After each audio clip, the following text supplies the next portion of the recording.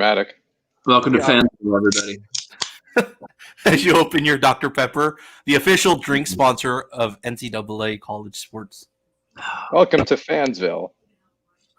That's right. That is the thing. It is Fanville. I will say the latest Fansville commercial in which they put the Jinx guy on trial makes me think of how we treat Twist and Hook at football games.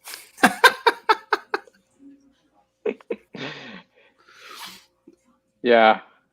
I feel like that's just how we should start every tailgate now. Yes. By sanctioning him and then taking away whatever drink he has. Exactly. To anyone who just joined, looks like there's 4 viewers. I see 7 on my screen. Okay, 7 viewers. Welcome to the Right for Cal live stream. We are going to be watching the Sonny Dykes undefeated Mustangs. The return. We're going for a trip down Trauma Lane and seeing how SMU will do against Cincinnati. And hopefully this will be the last time we have to watch this SMU this year. But yeah, joined. I'm Avinash, the president for Right for Cal. I'm joined by Rob and Nick. Hey. Much better as our lead writers and inside and outside of perspectives on the Cal Bears. And I just sit around and let them do their work. And I'll be just here tonight taking questions as we are 2 weeks away from Cal football. I'm in a good mood, baby. It's October. Yeah. It's not hot as Hades anymore. We have stupid college football to watch. We'll have Cal football to watch soon.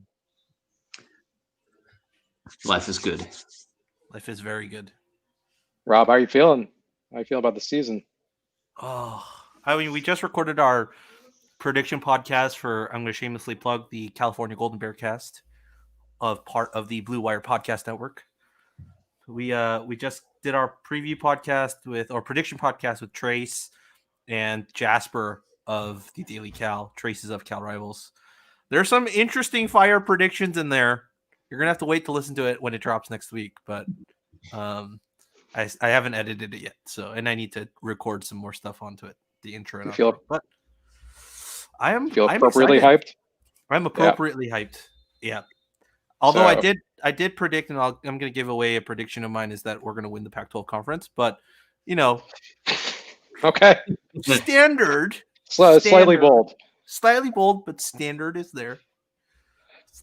I don't know if standard is what you would say for Cal winning the Pac-12 would be our standard prediction every year, but I think sure, I'll go with it. If this was the regular 2020 season, I wouldn't have said that we would win the Pac-12. It's just the fact it's 2020 plus we only play 7 games. That looks delicious. It's brought to you by prosciutto. Yeah.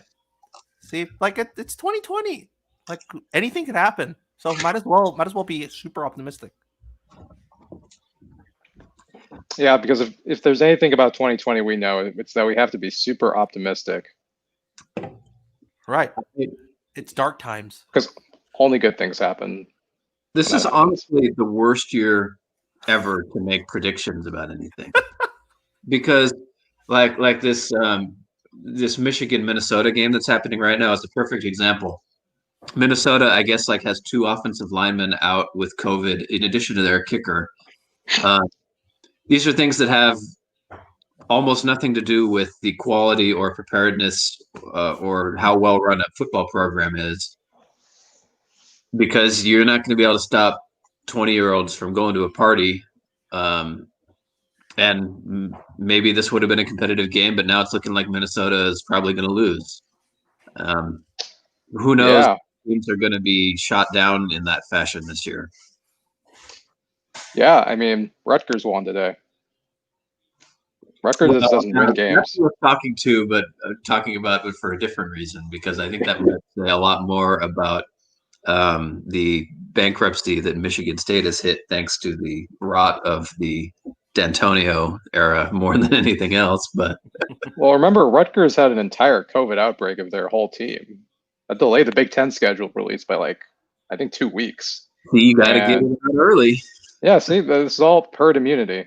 I mean, as a resident epidemiologist, which I don't believe is even the right thing, Yeah, I think if you just gotta approach it, live life. No one should be taking any of this advice. This is I'm actually curious to get your guys' take on a question that I've been mulling around in my head. Was it a good thing or a bad thing for Colorado to lose Mel Tucker? Ooh. Long term, not short term.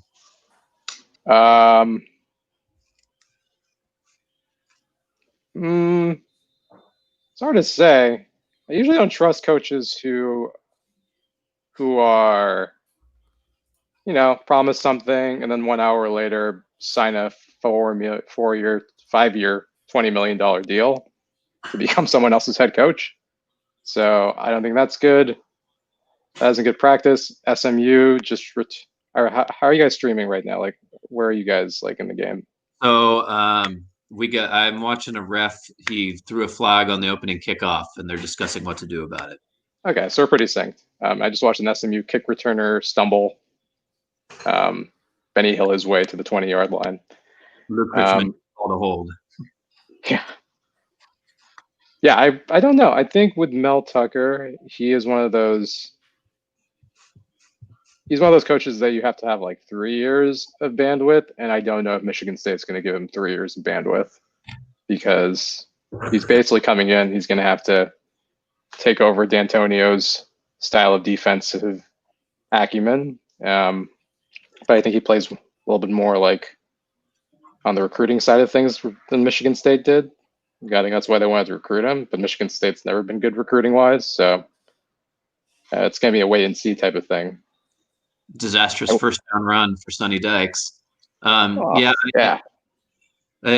Twist and Hook, you can just go ahead and keep us up to date on everything that happens in the Michigan game, and we'll decide if we want to pay attention or not. I think that first of all, Mel Tucker is a glutton for punishment for getting through the rough rebuild part of Colorado and then leaving just in time to take on an even worse rebuild at Michigan State. But I just have the feeling that he's ultimately probably a average head coach, and Colorado might have been given a free opportunity to try to get somebody better. The fact that they probably got somebody worse is on them, but they still had that opportunity come out of nowhere. Yeah, I think the issue with Tucker is it's just basically the Willie Taggart thing again, right? Where Taggart's in Oregon for a year, then immediately gets a Florida State opportunity, and it's all about the bandwidth and like the ability for Tucker to get the chance to build his program, but it doesn't seem very promising that he has lost to Rutgers. Still mad that Florida State stole Taggart away from Oregon, and Oregon somehow came out ahead in the exchange. Yeah, I was like, Oregon fans seemed pretty upset, and I was like, "Are you sure you want Taggart? He is kind of not a trustworthy type of fella in terms of saying he wants the Oregon job, and then like a year later is like, oh, it would be nice. I go back to this kind of meandering program that has the name cachet, but is a total rebuild job compared to Oregon. Like Oregon's like a top 2 job in the Pac-12. Can any of you even hear the noise my wife is making in the background? No. See, I told you, you can be as loud as you want. There's a setting here where we have echo cancellation. So basically, that's what's being happened here. Is that all the excess noise in the background is being deleted. So I'm more excited to watch SMU on offense or SMU on defense. Oh, defense. 100% defense. Yeah, I want to see a defense. I want to see a Sonny Dykes defense, or whoever the defensive coordinator is now. Does anyone know? I have not done my research about SMU football. That's a good question. It could be anybody. I will look it up right now. Sonny is wearing an appropriate face mask. Well done, Sonny. SMU defensive coordinator currently also is in charge of linebackers, is Kevin Kane. Joined the defensive staff as coordinator and linebackers coach in January of 2018. Where is he from? Do you suppose that Sonny actually did what we begged him to do, which was to get an unproven up-and-comer rather than a proven retread? Pretty much, yeah. He joined the staff after spending 2016 and 2017 as the defensive coordinator at Northern Illinois. It was his second stint at NIU, having served in multiple capacities on the staff from Turnover. 2014. Or not. Shane Buechele just had the worst QB designed run I've ever seen. He just ran right into 3 guys for no gain and almost fumbled. Was that on third down? Was that a designed quarterback run? It looked like a designed run to me. That's glorious. It looked like the classic 5 wide Chase takes it straight up the middle designed run that Cal has loved to call over the last couple of years. Guys, did you know? I didn't know this. SMU's defense led the FBS in sacks per game at 3.92 and was a top 3 in tackles for loss at 8.5 a game. It's absolutely the type of defense that Dykes should be leaning into. Is like, we're going to give up a ton of points, but we're going to try to create plays in our favor every once in a while. Yep. I'm sure schedule strength plays into their ability to do that as well, but it's still the right strategy. Forced 21 turnovers in 2019, which was good for 34th in the country and 4th in the conference. They had 12 fumble recoveries, which ranked in the top 10 of FBS. It just tickles me that he has figured all this stuff out now. Well, remember in 2015, I think through like 5 games, Cal had the most turnovers forced in college football when they went to 5-0. And Yeah. I think they forced like 4 turnovers the rest of the year. Which, yeah, they were leading the country going into the Utah game. What happened in the Utah game? I think something cratered. we played defense, which was more absurd than I think any of the turnovers were. Oh, the other Utah game. No, he's talking about Jared Goff's at Utah game. Yeah. Sorry, I got them mixed up. You're talking about the loony stop at the goal line Utah game. He's talking about the Jared Goff throws an interception on the potential go-ahead drive at the end of the game, Utah game. Want to join us? I'm going to be putting something in the oven in 5 minutes. Yeah, that was probably, I don't know if that was the most frustrating. I mean, that was probably the only game where I was like, oh, Sonny's actually doing a really good job in terms of like style and cadence and getting things in the right position. And then Jared had like the worst game of his career. So it obviously was just like a confluence of, hey, we had this one, we had a chance and still had a chance. Like to have like a -4 turnover differential and lose by 5 or 6, I forget. Guys, To answer Doug's question, this is real wine. Yeah. And also, Twisted Hook, you are typing in so many things into chat that we are completely unable to keep up with them. So yeah, if you have any questions, I think we're up to 13 viewers now. 13. It's wild. If you guys have any questions, just reach out. We'll answer them. Our first question is free tacos from Twist and Hook. not a question. That's just free form randomness. Yeah, it's good to know. I don't know where you get free tacos. And yes, we can see your question, so keep on asking them. we have like 25 chats so far, and it's only Twist and Hook that's chatting in this currently. That's it. Hi, Yeah, I think that pattern might continue. They put masks on the horses. Yes. Are you guys seeing this like on screen? They have masks on the horses. Yes. Do we put masks on the bears on campus? I don't know. Maybe. Bears are too freedom loving to submit to that. All right. That's true. Has a bear died from COVID? Hey, Jojo. I don't know. Twist didn't respond to my hello. Well, Twist is rude and insolent. He only talks to the people he wants to talk to. It's that Twist. Why did Ryan Day say he can't take a knee? Don't know who Ryan Day is. Ryan Day is Ohio State's head coach, and he's playing this stupid game where they're apologizing for scoring a meaningless touchdown against Nebraska. And considering how desperately Nebraska wanted to play touchdown, they should be thankful that Ohio State was scoring touchdowns on them late in the fourth quarter. They got what they wanted. Honestly, if I was Scott Frost, I would not want that apology. Like, receiving that apology would be more embarrassing than the actual touchdown having been scored. I see your apology, and I reject your apology. I see your apology, and I am humiliated by this apology. It treads on my pride even more. Ooh, the SMU defense cannot handle a scrambling quarterback. So yeah, I guess since this is a Sonny Dykes kind of reunion type of memory lane sort of thing, what is like your defensive staple in terms of like the game that you remember about Sonny that like typified Sonny Dykes' time at Cal? As a whole? Yeah, like as a whole game? One game. Pick one game that is basically what do you think of in terms of the Sonny Dykes era? That's a hard question, in part because he had different flavors of defensive disaster. The early Dykes tenure defensive disaster was all about a complete inability to stop passes. The late era Dykes was a complete inability to stop the running play. Right. So I'm sure there's a game mixed in there somewhere that had both.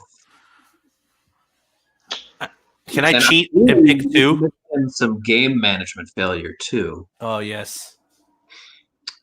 So, at the risk of causing everybody to have an aneurysm, Hail Mary to me is the ultimate. Oh, Hail Mary's pretty good. Although it's a weird game because I think, what was the score before the fourth quarter? It was like 41 to 14 or something. We were up pretty big. Yeah, it was like we were up 20. Yeah, we were up something. Yeah, we were up something pretty big. Yeah. That's the lone game that got me a noise complaint because I literally yelled off of my balcony as soon as that touchdown was made.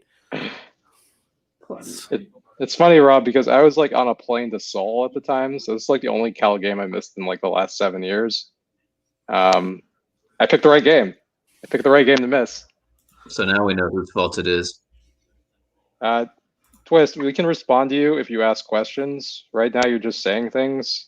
He said Washington State. Not to. It's not that we don't see them. We're just choosing to ignore them. Well, 60-59. Yeah, so the 60-59 game is pretty good because I think it's like 10 million different universes Cal loses that game. We just happened to be in the one that we didn't, because I don't think you can think of a game where Cal wins if they don't get 2 kickoff returns for a touchdown and a missed extra point field goal with 7 seconds left. Wazoo scored a touchdown, but for some reason the Pac-12 refs didn't like give it. So yeah, I would like to know, is there any other college coach in a 3-year span of their career that has won 2 games because the other opposing team missed an extra point or a field goal at the end of the game? A field goal that's essentially an extra point. Right. Because we won at Texas because that missed. Was it the extra point or the field goal? Yeah, it was the extra point, right? Yeah. Okay, so 2 extra points. We won based off 2 extra points. I don't know if there's any other college coach that has 2 wins under the belt. I think I did this. Yeah, I did this breakdown like a few months ago about like all of Sonny Dykes' wins at Cal, and I think like 4 of like the 9 ones against like FBS opponents came on like either defensive stops or missed field goals, extra points. I think it was like 4, or at least there might be 5. Like the Texas game, the Wazoo game, Colorado, the double overtime game where we had that 4th and goal stop at the and then Oregon, another double overtime game where Kunazik makes the pick to win the game. Justin Yeah. Herbert's first game in Berkeley. Yeah. Who knew? Jojo, his game was he says the Cal ASU game. Ooh. Yes, that was a good one. That was a good one.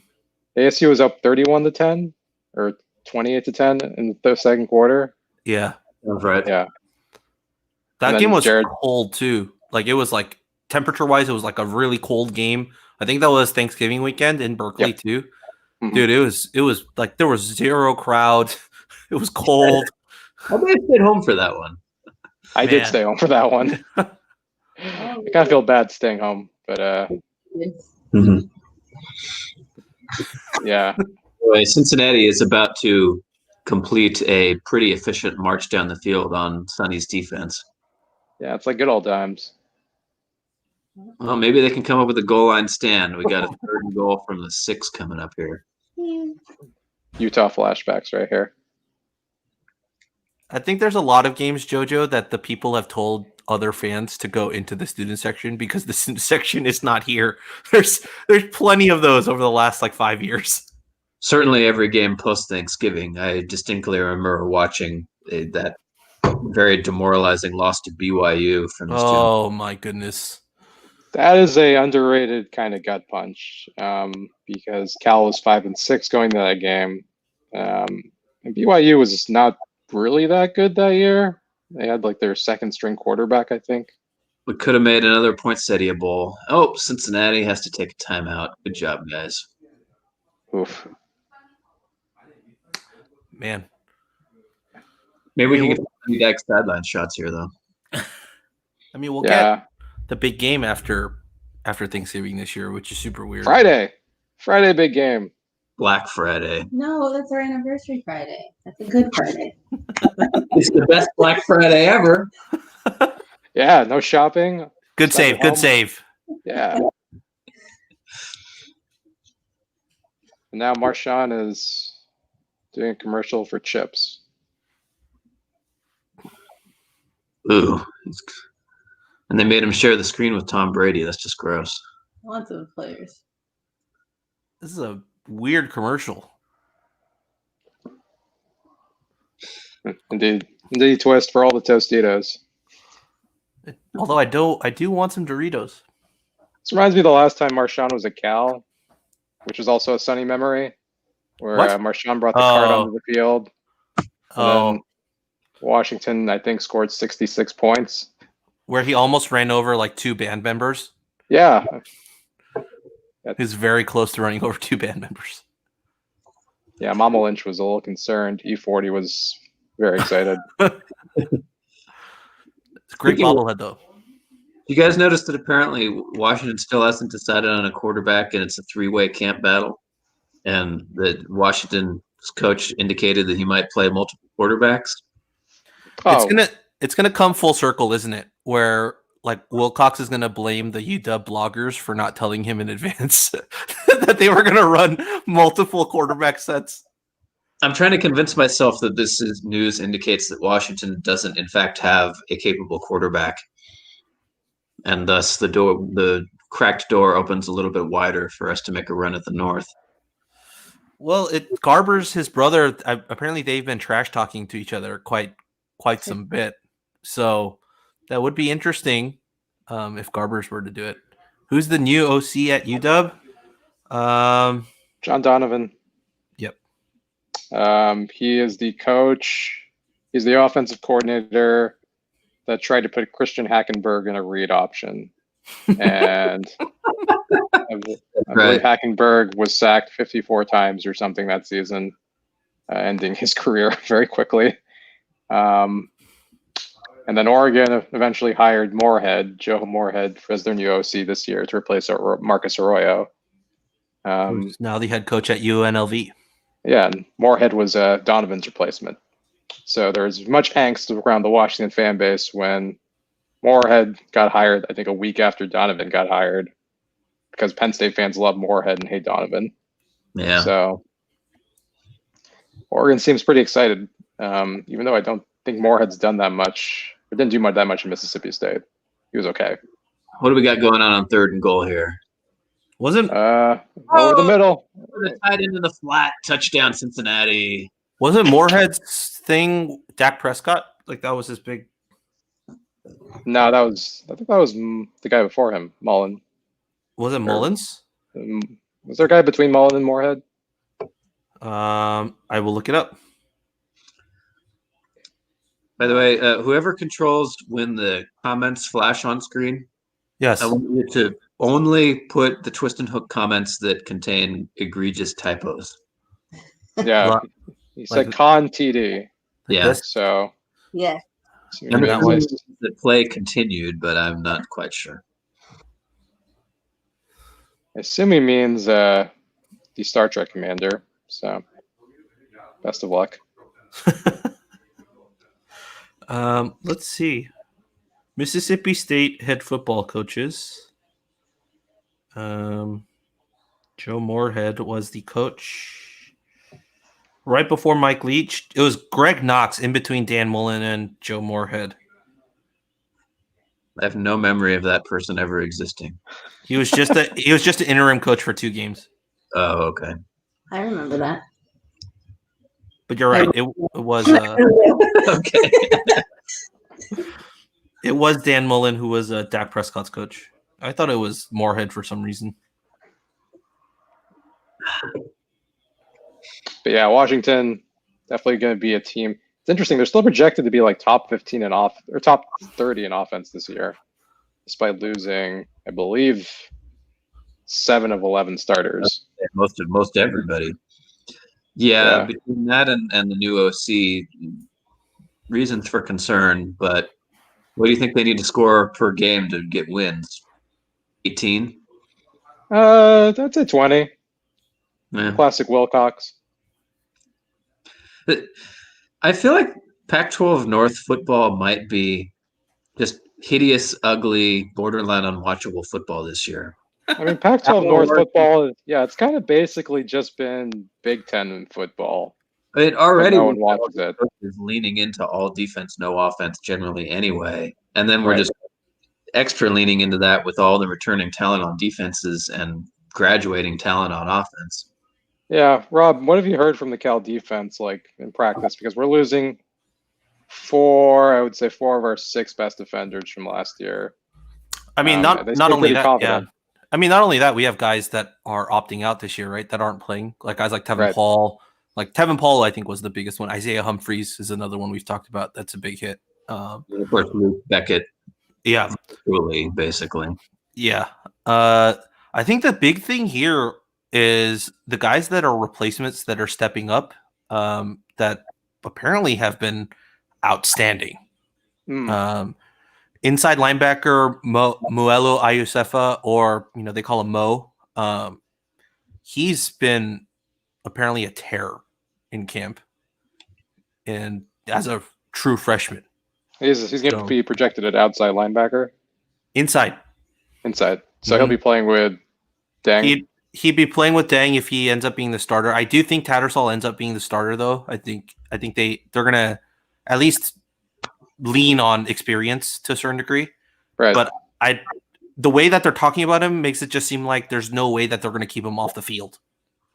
So seems like they're split sort of a situation. Maybe they switch off drives or something like that. Right, and that's actually a good problem to have. That that you have guys that can play into that second, like you have that competition, right? Like Nick, you and I watch enough soccer to know, like the best thing about Premier League teams is if you have the depth and you have competition at every position, that's like a good problem to have, rather than having to always lean on your starters, regardless if they're in good form or bad form. So I think having those guys pushing. I mean, Jojo brings up a good point about Anzalatos. Anzalatos, I think, is gonna play for sure because he already redshirted last year.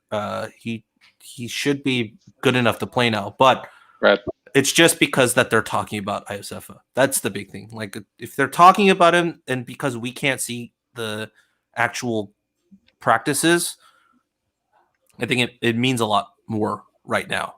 And then of course, defensive back wise, it's just Mr. Craig Woodson.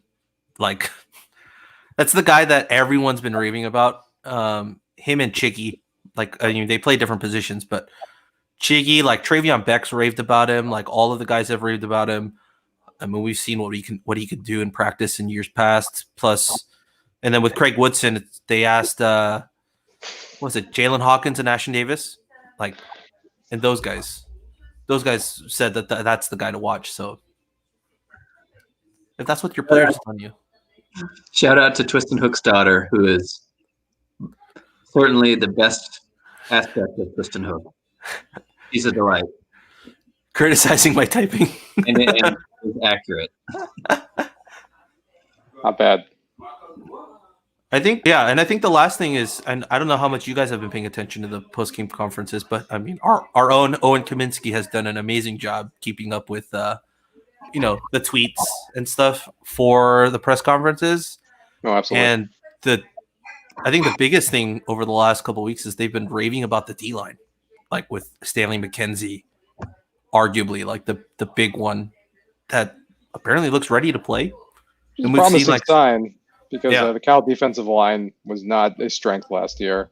Well, that Um, and we just lost Schuster too. Like Schuster just committed to Minnesota. What? Wait in the today? wee hours of the morning Oh. today. So yeah, so I mean, we need our defensive tackles to He's start. going to decommit once Michigan finishes blowing the doors off him. There's an optimism. You heard it here first. Insider Nick. I've noted for really obsessively paying attention to recruiting. That's my thing. Jack was going to Washington before anybody else did. Got your yeah. By the way, if anybody wants the down low on the Sacramento area recruiting scene, my middle school teacher wife is down with the prep football scene in Sacramento. Well, Grant players at least. Oh well, yeah, only Grant High, as it turns out. Shaq Thompson. She's our boots on the ground correspondent. She's there with the notebook every single Friday night. Well, no, Inside source. I had a student who told me that Shaq Thompson was going to go to Washington before he actually announced it. Oof. Yeah, he's like, he's my cousin. He's not going to Berkeley. And I said, oh, okay. I was young and naive. I refused to believe her at the time. Now I'm hardened and cynical. Or What? wise. I think the word is wise. Potato, potato. Oh my God, just the discipline. Why would you shove the returner before the ball's even like in the area when he waved his hand? This is not the wave his Sonny hand? Dykes I remember. Oh my goodness.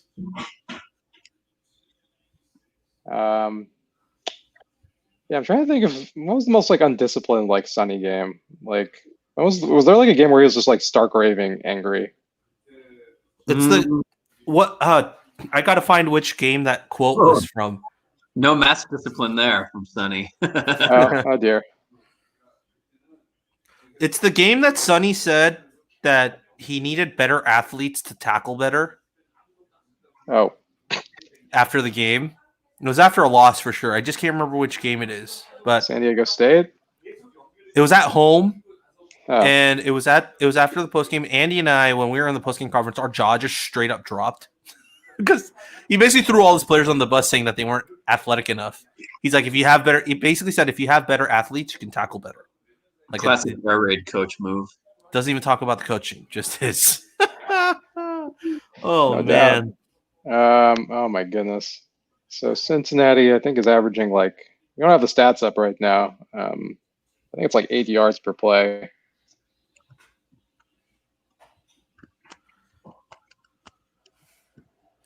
oh there it is. Found it. It's a big game. Oh, you're already off. Big game 2016. And this is after Sonny's like best recruiting class, right? Like he had like a bunch of those guys on the field, like D. Rob and Melquise, and I think even Jalen was playing. Yep. But yeah, you need Yeah. athletes. You need athletes. He said, this is the exact quote. He said, the best way to improve tackling, honestly, is recruiting. The better athlete you are, the better you tackle. We can tackle all we want to. We can tackle dummies. We can tackle each other in live situations. But so much of tackling is how good an athlete you are. Justin Wilcox disagrees. Well, he took all of his players that was on that defense and turned them into either NFL players or All-Americans. Oh boy. Cincinnati's just gashing them with pretty straightforward runs. Yeah, coaching matters, and the absurd 180 that Cal did, Dykes to Wilcox, is a classic example of the pretty provable theory. With Dykes' recruits on defense, for that matter. I'm done already? Mhm. Sweet, thank you.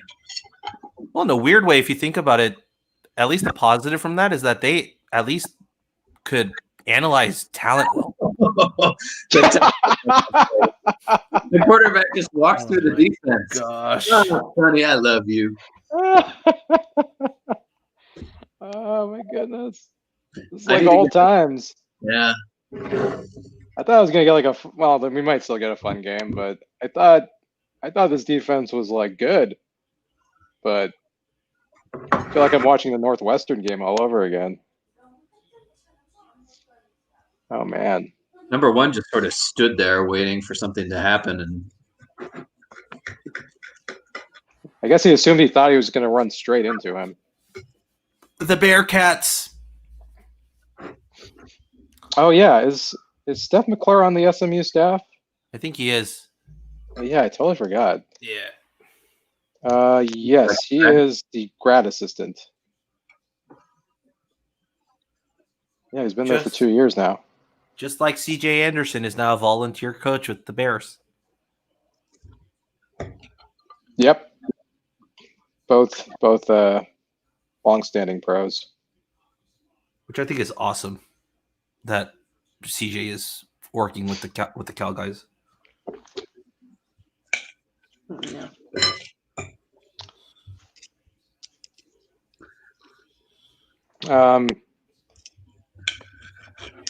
Yeah, that's a familiar position. I'm watching a Sonny Dykes team down 2 touchdowns in about 10 minutes.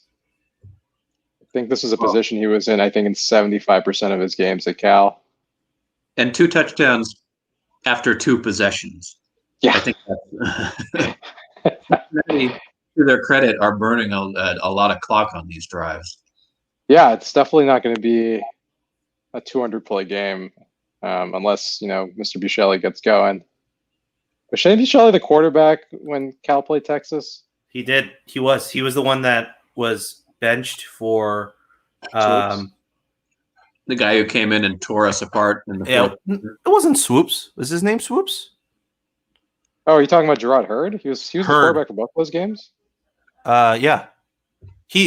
His game when we were at Texas was the game that he announced himself to the world, and then he was the starter when they came to Berkeley.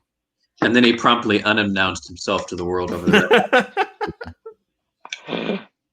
It turns out that tearing apart a Sonny Dykes defense is not like a proof of sustainable production. To answer Twist's question, Amber cooked some delightful stuffed pork, yes, with Ooh. Brussels sprouts. So, cheers to all. Cheers. I looked up the game. Cal, Texas in 2015. Texas's starting quarterback was Gerard Hurd, but I think Buscelli was on the roster. Yeah, Buscelli was the starter in 2016, and then Swoops came in. Hurd was the starter in 2015. 2015, yeah. Yeah. And Was he not? when I think about the Sonny Dykes era, I think about that Texas game the most because it basically was like a perfect microcosm of big or boom or bust. Because Cal would, I think. So if I remember the game correctly, I was like in Austin. Texas, I think, jumped out to a 24-14 lead. Cal scored 31 points in a row in like 10 minutes. And then Texas scored 20 points like the next 3 drives to get to that missed extra point. And it was just kind of like these wild ebb and flows of like the game being like we're in control and then we're not in control. And then we're in control and then we're not in control again. And that was kind of Sonny Dykes football. It was by design, I think, in a lot of ways. I think SMU just punted again. Yep. To say you just missed the Sonny Dykes classic, which was give up a touchdown and then go 3 and out in 15 seconds. Yeah. And away. Yeah. There were a lot of those. Oh, we can get to the pooch punts later. Oh God. Do we have to? I mean, this is what the people want. How many viewers do we have right now? We have one viewer right now. Okay. Wow, we've already alienated 13 people? That's really depressing. I guess people don't want to talk about Sonny Dykes. I thought this would be way more popular. But yeah, if whoever's left, which I guess is just JoJo and Twist. Well, on my screen, I see we have 4 people watching. So we got 3 people on YouTube. Got 3 people on YouTube, 1 person on Periscope, Twitter. All right, so that's our goal is to alienate those 4 people. Yeah, we still have time. Yeah, the Texas game is kind of like one of those. Just like I kind of knew after that game that like Sonny was not going to be a Cal much longer because that Texas team was not good. That was like a team that the one at home or the one at Texas. The one at Texas. I think that team went 5-7. That Texas team? Yeah, the 2015. I don't think Strong had a winning season at Texas in his final 2 seasons. But that team, but Cal was like the moment. I think was it Michael Lowe was the starting safety. One of the starting safeties went down, then Cal couldn't defend anyone. Yeah, I just kind of realized that there was never going to be that improvement. Give up a 3rd and 13. Everybody take a drink. Nick, you can't do this. You're gonna be so done by like the second quarter. Okay, it's wine. It's not hard liquor. Besides, I think with Cincinnati's style of offense, they probably won't face many long 3rd downs. It'll be lots of 3rd and 2s. Now, if you guys want to see me get wasted, we could just say that I have to drink on every 3rd down conversion. Wow. Goals. Yeah, those of you in the chat, enter drinking game rules you would like to see me. Darth has entered. He's asking you to get HyperX headsets. Does that mean I'm not loud enough? I guess not. Because I could be really obnoxious if you want. Nick. No. My wife doesn't like it when I'm obnoxious. Yeah, that's why you're so even-tempered. Reggie Roberson. Oh, yeah, they have no deep threat. Yeah. He's arguably their best wide receiver. Yeah, it was one thing I was always curious about with Sonny, where he spent, I think, his first 2 years, like, he didn't realize, I think he wanted a deep threat on offense. So I guess Trevor Davis was kind of the compromise in that sense, but not until his final year when he had, like, I think Demetrius and Melchies, they really have, like, guys who could go deep. And even then, the offense still sputtered a lot. Man. Reggie Roberson, Twist. That's different from Reggie Robertson. He's asking about the key. That in 20 years. The key. Thank you for Twist. You'd asked what I said about you while you were away a while ago, and it was that I wanted every single typoed comment to be the ones put into the chat on the screen. I love how Twist and Hook is making this basically into his own tailgate because he's like, this is why everyone's leaving. He's just messaging. He's just like tagging. He's not even tagging people. He's just saying hello. He's a lot of haze. Oh boy. I mean, man, this is rough. I mean, if this keeps up, we can switch to Michigan, Minnesota. But I'm not talking about this game in particular, but it's just this football season is just gonna be rough. Yeah, I mean, I don't think we can really like I've said this before. I'm not going to prescribe much meaning to wins or losses this season. Unless Cal makes the Rose Bowl, in which case the season is totally valid. Is it? But At what point, like in a joking way, is the season validated for you in terms of Cal? Like, if we make it to the Pac-12 championship game, is that a valid enough season? Like, do we have to win the Pac-12 championship game? Is that a valid enough season, or do we have to get to the Rose Bowl, or it's like a validated season? Like, where's that line?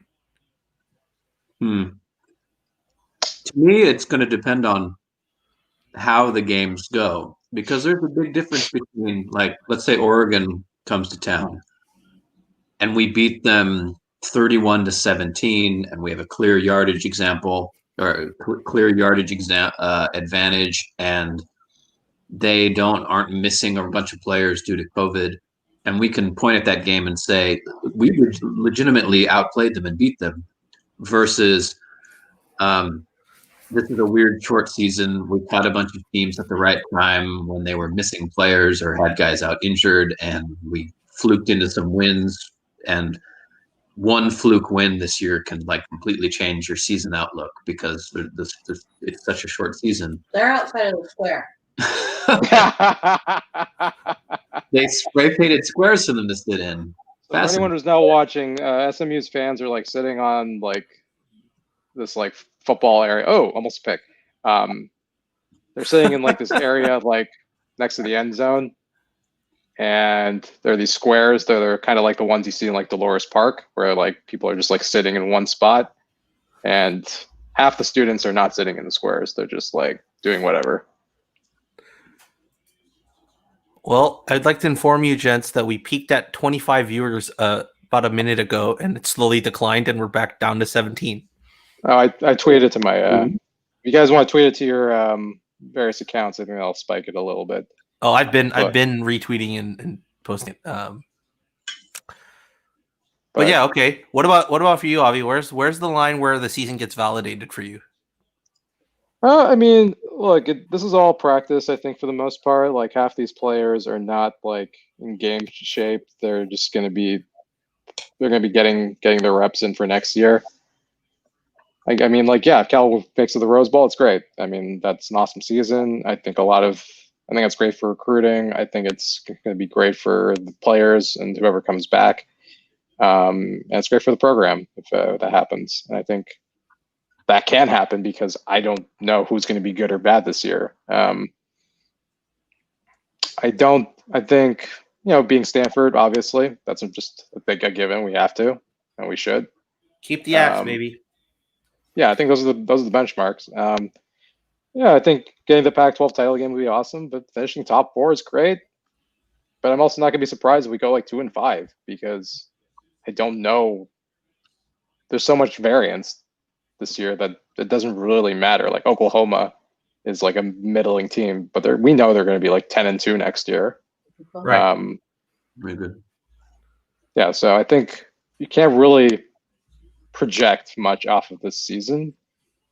Cal hasn't practiced together for like 6 months, so it would be really hard for me to be disappointed with like a disappointing season. Like, it's not gonna blow up our recruiting class, so I'm not that concerned about like a bad season like derailing Cal. And yeah, I think it's just the nature of where we are. Like we're playing this weird 7-week sprint, and Pretty much, yeah. Yeah, there's no like precedent to this, and we're never gonna see anything like this again. Here's my concern at this point. I think we've all, because we're optimists, come up with all the reasons this idiotic season has set up to be beneficial to Cal. But we need to come up with all the ways that the season isn't beneficial to God. We're prepared to come up with excuses if things go badly. Oh, I can start. I mean, I had Cal going 4-3 last week, and everyone was like, "What?" Yeah, I mean, Cal does not have. They're installing a new offense, and it's probably the most complex offense. It's an NFL style offense. There's not much Earhart Perkins being run in college football. Like there's some of that, but you probably only see it like a playing Alabama or a program that has the talent necessary to execute that scheme. And right now, you're playing a bunch of guys who have not played in a good offense before. You're expecting them to execute at a high level with 4 weeks of practice reps. That's just not easy. And the North has at least 3 of 4 of the teams we play have good defenses. ASU, Oregon, Washington, and Stanford maybe. I don't know. I would say can be good. Oregon State has some dudes. I don't think that they have talent across the 11. They don't. You should be able to exploit that, but they got a couple guys that make you worry. Yeah, Wazoo's defense I think is better, but not by much. Maybe. Yeah, it's hard to tell, but those are road games, so I think they can get away with not having as good a defense. So schedule-wise, I think it's just like trying to get that offense to get better, and it'll be hard to do in that quick amount of time unless Garbers is like a master of that offense and has been practicing it for the off season.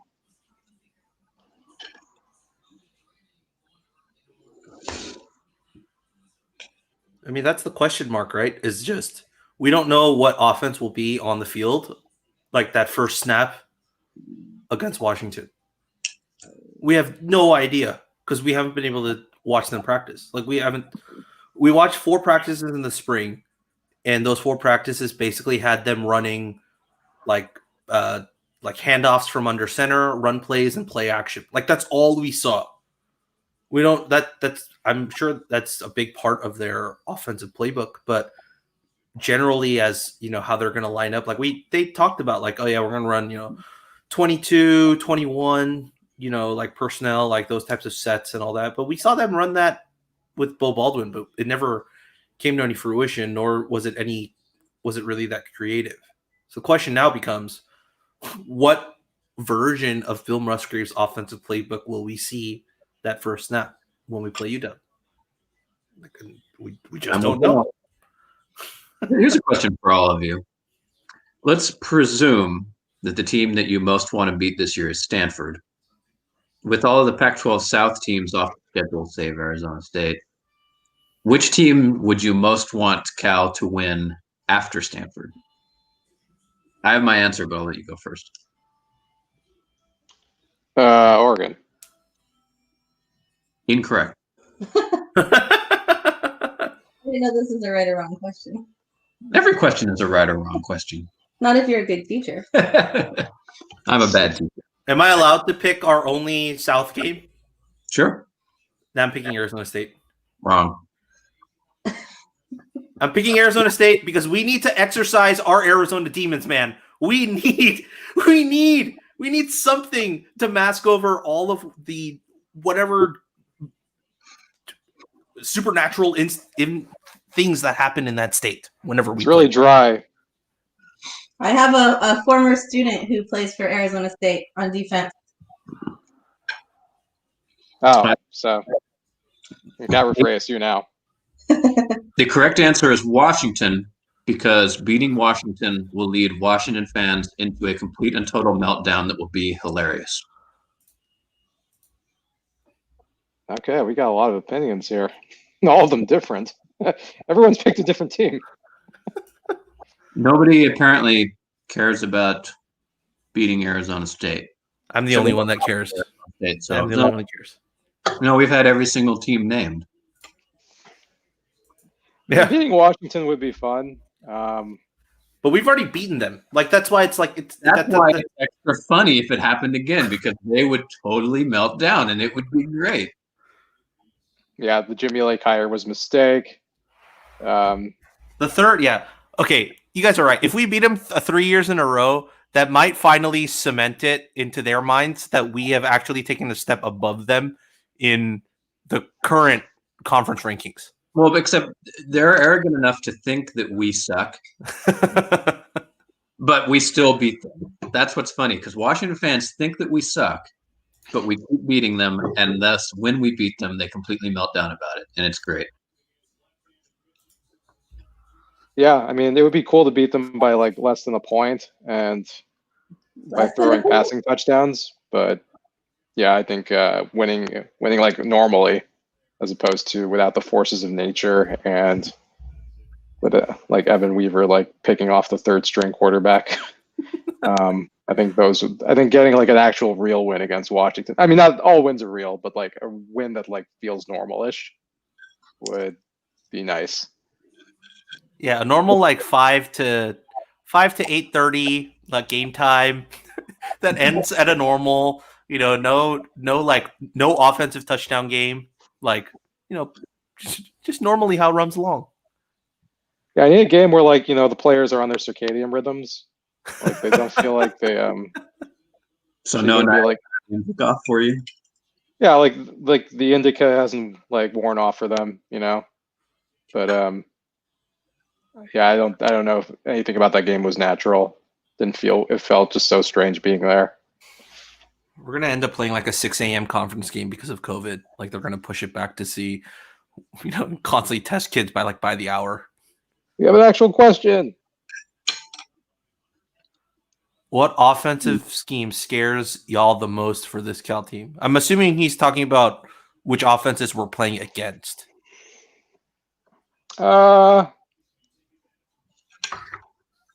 Oregon always scares me. They just have so much talent that even if they're just playing like even an Arroyo style offense gives us trouble. So just like having Verdell and Dye and then those wide receivers, that's just a really skilled offense. They just need a quarterback who's like can execute, and having Moorhead coming in and being able to take them to that next level. Like I never felt like Arroyo was like a really he had his moments like against Washington, but I think Moorhead's like a really solid OC and can really kind of give them that extra punch that they were lacking the last couple of years.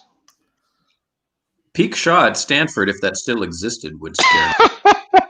But thankfully, they've fallen further and further off the cliff each year. Like a team that could actually stack the line with linemen and run it down our throats, like we couldn't really stop that last year, but there weren't many teams that could actually, put that level of talent and execution into their run game, and so we weren't really burned by it much. I don't really think that there's an offense like that on the schedule either this year, so I'm not too concerned about anybody blowing our defense up. G. Carey asks, will Chase stay healthy this year, and who is his backup? Same guy. It'll be Devon. Yep. It's gonna stay Devon's Devon. back. I was actually kind of surprised at how definitive the coaching staff was about that, just saying straight away, like, it's Devon, no questions about it. I figured they would maybe let Brash take a shot at competing. He's a red shirt. He didn't keep his red shirt. Yeah, so red shirt. He did. Yeah, he's a red shirt freshman. Hey guys, they have some important news. We're at 4th and 1, and I thought they were gonna pooch punt. No, they didn't. They went for it. That's a disappointment. See, he's learning things after leaving Cal. Anyway. Yeah, G. Carey, Devon Monster. No question. Yeah, it won't be any of the other guys, particularly in a year where we're replacing an OC. You're going to want as many experienced guys at that top as possible. Yeah, it'll be another year before you start riding the Jaden Casey bandwagon, or the Zach Johnson, or Kai Milner, or the Kai Milner bandwagon. I'm going to eat those.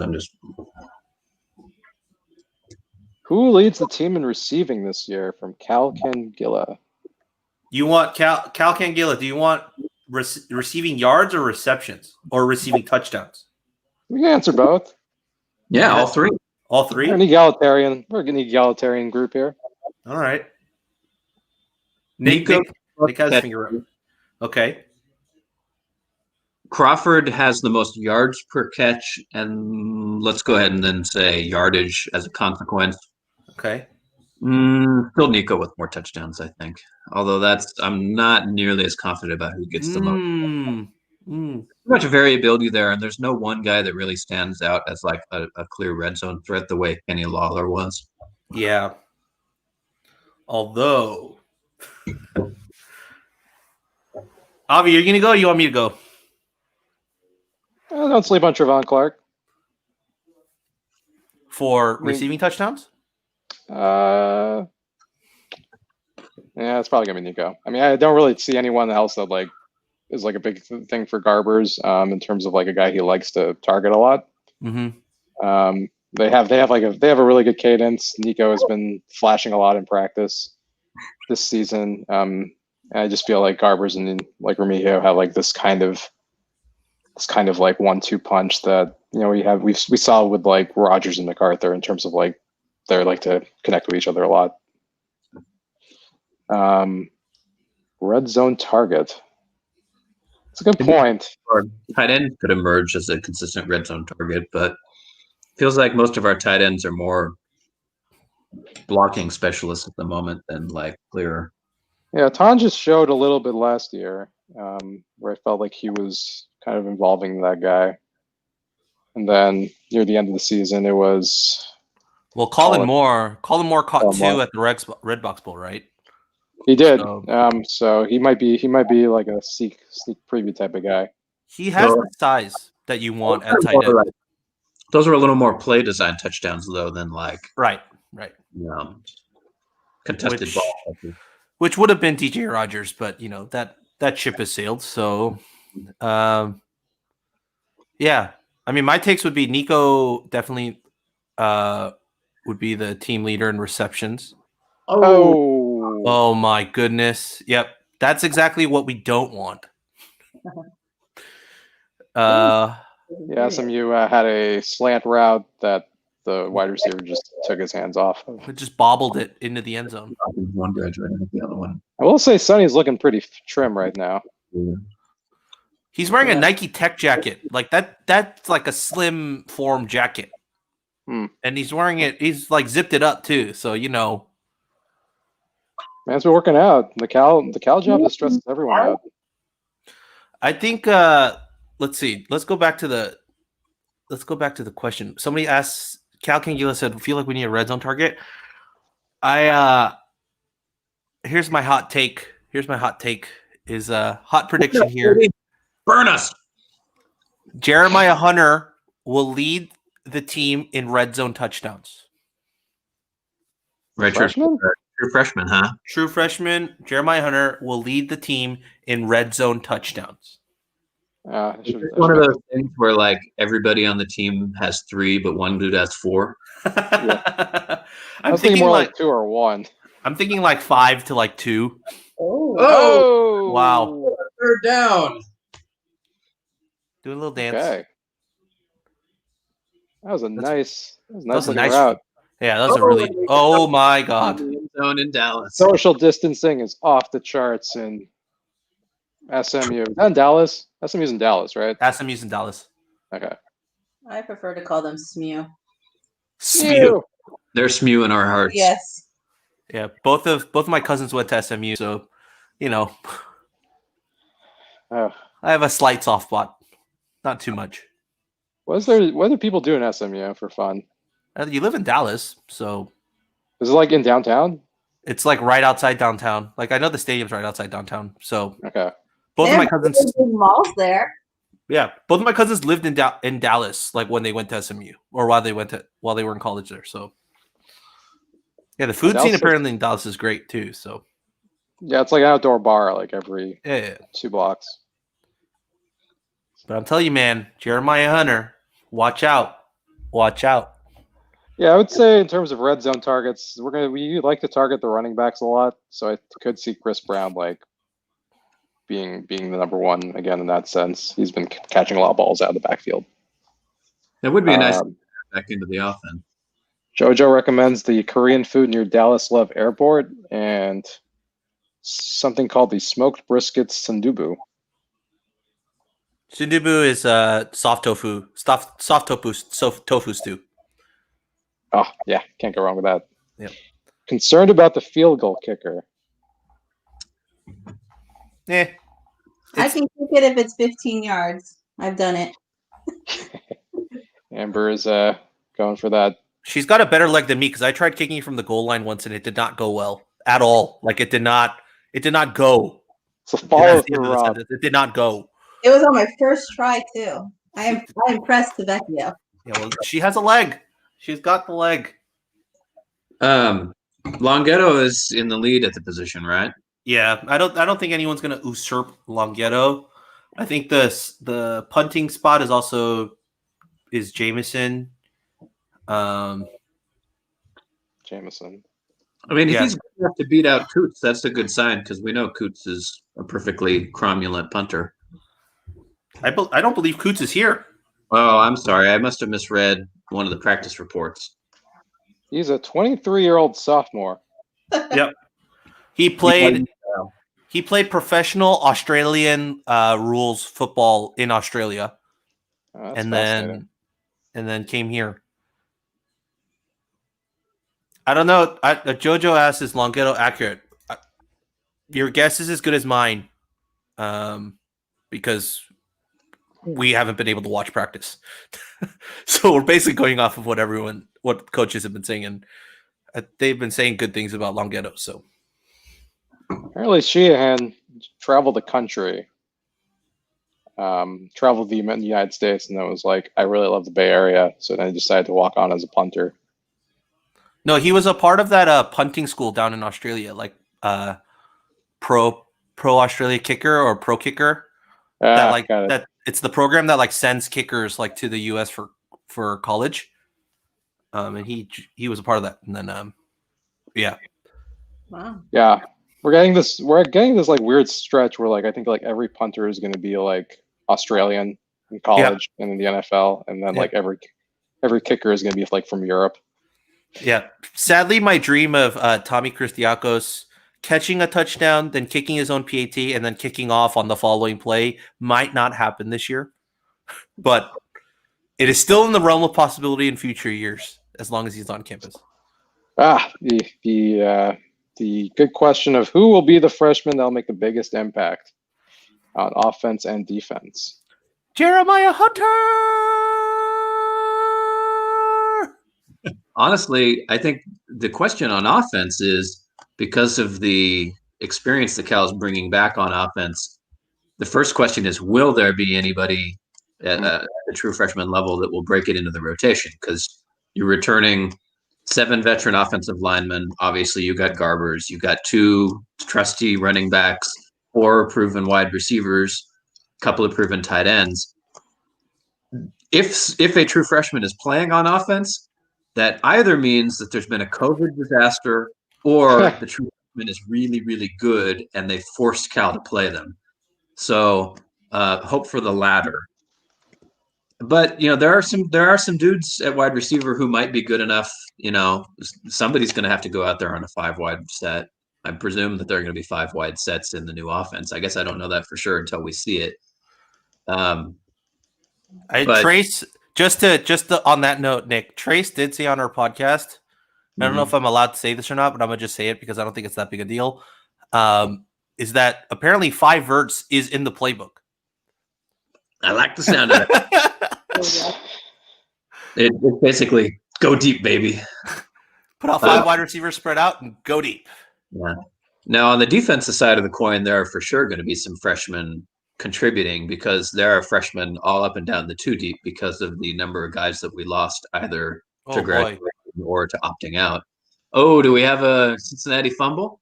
I think we do. SMU is acting like they have it. The refs have not signaled yet. And they do. Smew. Death by Smew.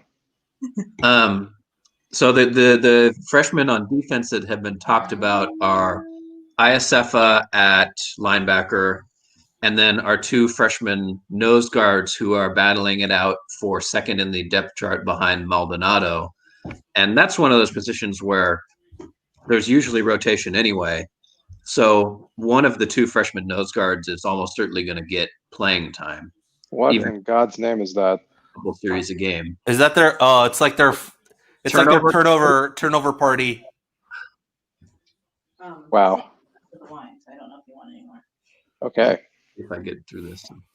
Well, the thing too is like if we're just counting true freshmen or redshirt freshmen too, because if we're going redshirt freshmen as well on defense, I think the big name I mean, we've already mentioned his name before, is Craig Woodson at safety. Yeah.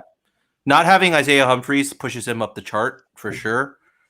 Is So Chigley a redshirt freshman or a redshirt? he's a redshirt sophomore now. Yeah, he played last year. Yeah. So I think the only other guys defensively that probably does that, Trey Pastor, who is one of the guys that they groomed for that star role, Right. star position. It's not. I mean, when I walked by him in the spring, because he was an early enrollee, like he looked like a kid who had been playing college football for at least a few years, size-wise. Like he was already built to play at safety. No, you made it the wrong cricket. There you go. By the way, it's going to be great next year when we're going to have dudes on the team who are juniors by year on campus and freshmen by eligibility because of the insanity of the last couple of years. Yep. Like we could have a situation where a guy is by eligibility a freshman, but he like rushed to graduate in 3 years and is grad transferring away after his freshman season. Yep. We could. Yep. That's the embarrassment of riches we've kind of always wanted to have, but we've been kind of behind the 8 ball in terms of like stacking up depth because of coaching changes or recruiting injuries or anything along those lines. But this will actually be a pretty deep Cal team in like next year or the year after.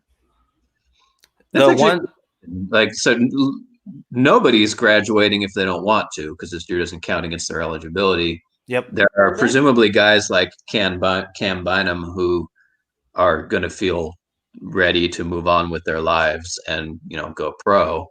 Yeah. I don't expect many of the players, all the players who can go will go. I don't think we're going to see many players opt in for an extra year. Oh my God, we have a Cal basketball question. Oh dear. Oh, hey. No. Wait, how many games did Cal win last year? Well, that's what I was looking up because they were 12 or 13, right? They got to double digits, didn't they? Yeah. I mean, the question becomes, how many games do we actually play this year? Because 10 could mean like close to 50%. Yeah. So Cal, we're playing a full Pac-12 round robin, right? So that does complicate things. So they were 14 and 18 last year, although they were, I don't know what their Pythagorean record would have been, and maybe it would have been like 10 and 22. They won all their close games. So they're reviewing the play, guys. Looks like it was targeting. Helmet contact. Cal basketball should be better next year than they were last year. So, that it's hard to answer that question until we have a schedule. Schedule. Yeah. We just need to know how many games we're actually playing first. That would be very beneficial. We're also playing in some preseason tournament against Oregon State and some other team. That's up for I think discussion right now, because the conference needs to be okay with. They have to approve it. They have to approve it because it'd be Oregon State and Cal. Like they could be conference teams playing out of conference. So that's fair. That was one of the worst read options I've ever seen. Well, here's a fun question for you guys. So there was that talk by John Costanzo, who's the Oregon Canzano? Yeah, Canzano. Sorry, Canzano. He's the Oregon writer. He's the Oregon filmer. Yeah, and he said something about the Is it the MWC or the WCC playing in a bubble, right, in Las Vegas? Like he said, one way they could possibly do it is play 2 weeks of round robin games, go back to school for a couple weeks, and then come back and play like another 2 weeks worth of games. Has that been approved? No, I think it's just one of the plans that they have on the table. That's possible. Yeah, I don't see that flying. If that's the case, if that actually does happen, and let's say the Pac-12 decides to do that too, what city would you like to see ours at? Like what's Sacramento? Oh my God. Can you imagine? I mean, college basketball players stuck in Sacramento. It could make logistically. I'm just saying it is not I know how much Kings players complain about Sacramento, is a cultural kind of mishmash. The Golden One Center, though, is arguably one of the best basketball stadiums It's a nice arena. In the U.S. Yeah. I dare say it might be better than Chase Center. So that's my take. I think Golden One's better than Chase Center. So if the Pac-12 did this plan, it seems to me that budget would be near the top of the list, that they would want to find a place to do this where the cost of putting up a players in hotels would not be absurd. Sacramento. Whatever the cost for renting out the arena wouldn't be absurd. I don't know what the answer to that question is. Reno?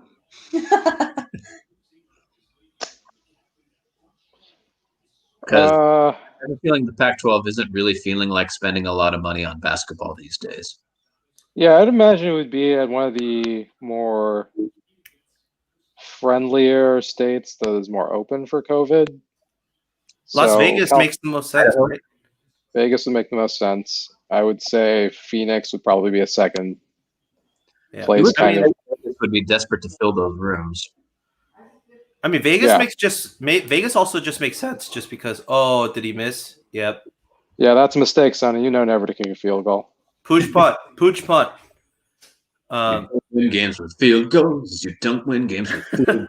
Especially when Sonny Dykes is involved. You don't win games with field goals. You're so embarrassing. He's not even wearing his mask properly. I mean, yeah, Vegas makes the most sense because they already have a deal with that stadium, right, for the Pac-12 tournament. So somehow leverage that into being the Pac-12 tournament this year and for longer, more games. Could work. Now, a question for our Las Vegas correspondent. You're a college basketball player stuck in Las Vegas for a couple of weeks. Which hotel resort do you want your room at? Oh, the Bellagio. It's Ooh. fancy. They're probably going to end up putting all the guys up at Circus. Yeah. with like a $10 voucher to downstairs. That was like my place when I was younger, when I went to visit my grandparents. They'll stay for Papa Shot. Yeah, if you're not 21, that's the best place to be. Yeah. I mean, honestly. So. Yeah, honestly, if it was open, I would just suggest Anaheim, but the Honda Center. Yeah, because then they could go to Disneyland, but it's not open. The Honda Center actually makes some sense because they actually use that for NCAA basketball regionals. Also, the beach is nearby. Everyone loves the beach. In Vegas, I think you can go. Yeah, Vegas is like a giant you got artificial beaches. For adults. Yeah, you got your artificial beaches. You got your shooting ranges. Dude, the temptation of just being in Vegas for all those kids for however many weeks, it's big. I mean, my preference is Tokyo. Because you can get to do the Mario Kart thing. Now, we'll have to lean to Rob on this question. If they played games at a normal time on the East Rim of the Asian continent, what kind of games air back home in California? Back home? So, Seoul, I can tell you by Seoul. Seoul is 14 hours, or no, not 14 hours. I think 16 hours. So you add 4 and then switch to AM, PM. So if we were to, let's say, watch a 7 p.m. game here, it would be 11 a.m. there. Right.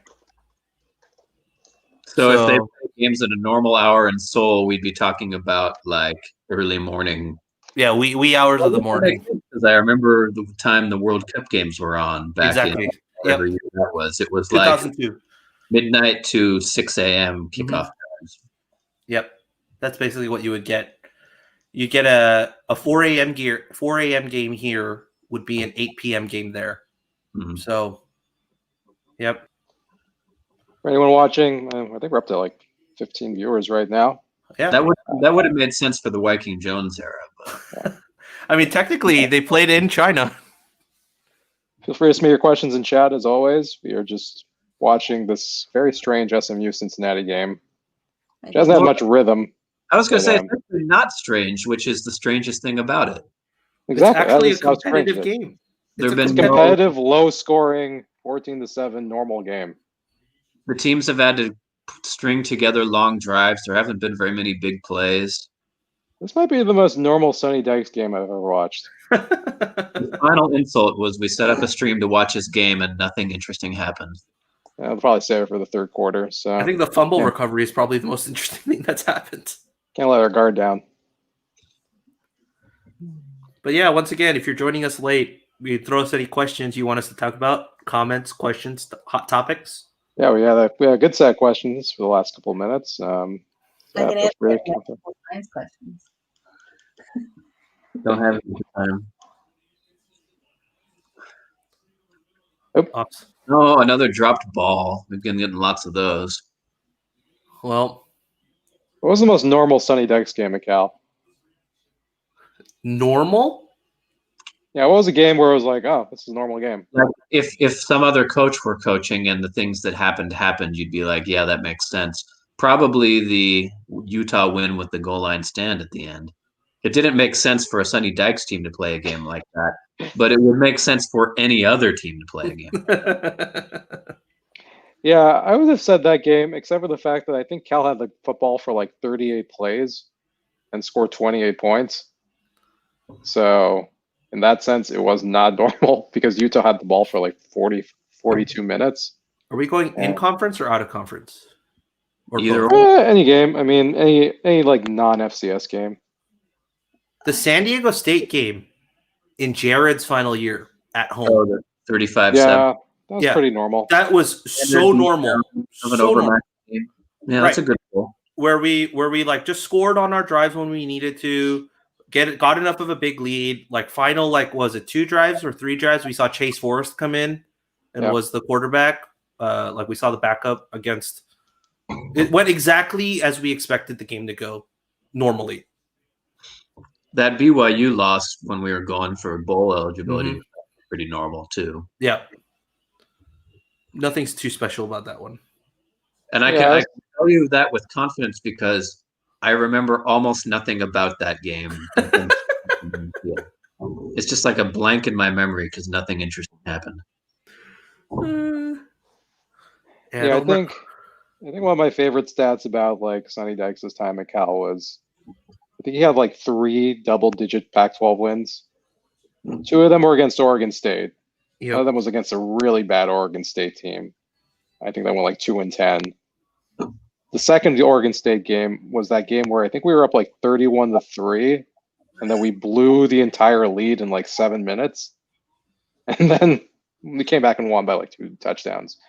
But he never made anything easy. And then the final game was the UCLA game, which was his final game at Cal. Oh God. What was his worst loss at Cal? Oregon State. Yeah, the Ryan Nall game. The one that ended his tenure, essentially. That was the game where I was screaming for like 20 minutes, run the football, and they kept on refusing to run the football. And then they started running the football, and they scored like 3 touchdowns in 10 minutes. Yeah, that was the Ryan Nall game where he ran for like close to 200 yards. Yeah. Couldn't stop anyone that year. Yeah. Couldn't stop a single running back to save their life. And the weird part was we come back next week and beat Oregon, which was like the most. I was so prepared to like lose by like 4 touchdowns in that game, and then we go up by like 34-14. That was close to. I think was that not Herbert's first loss? That was his first start. Was it? He's on the play. I think so. No.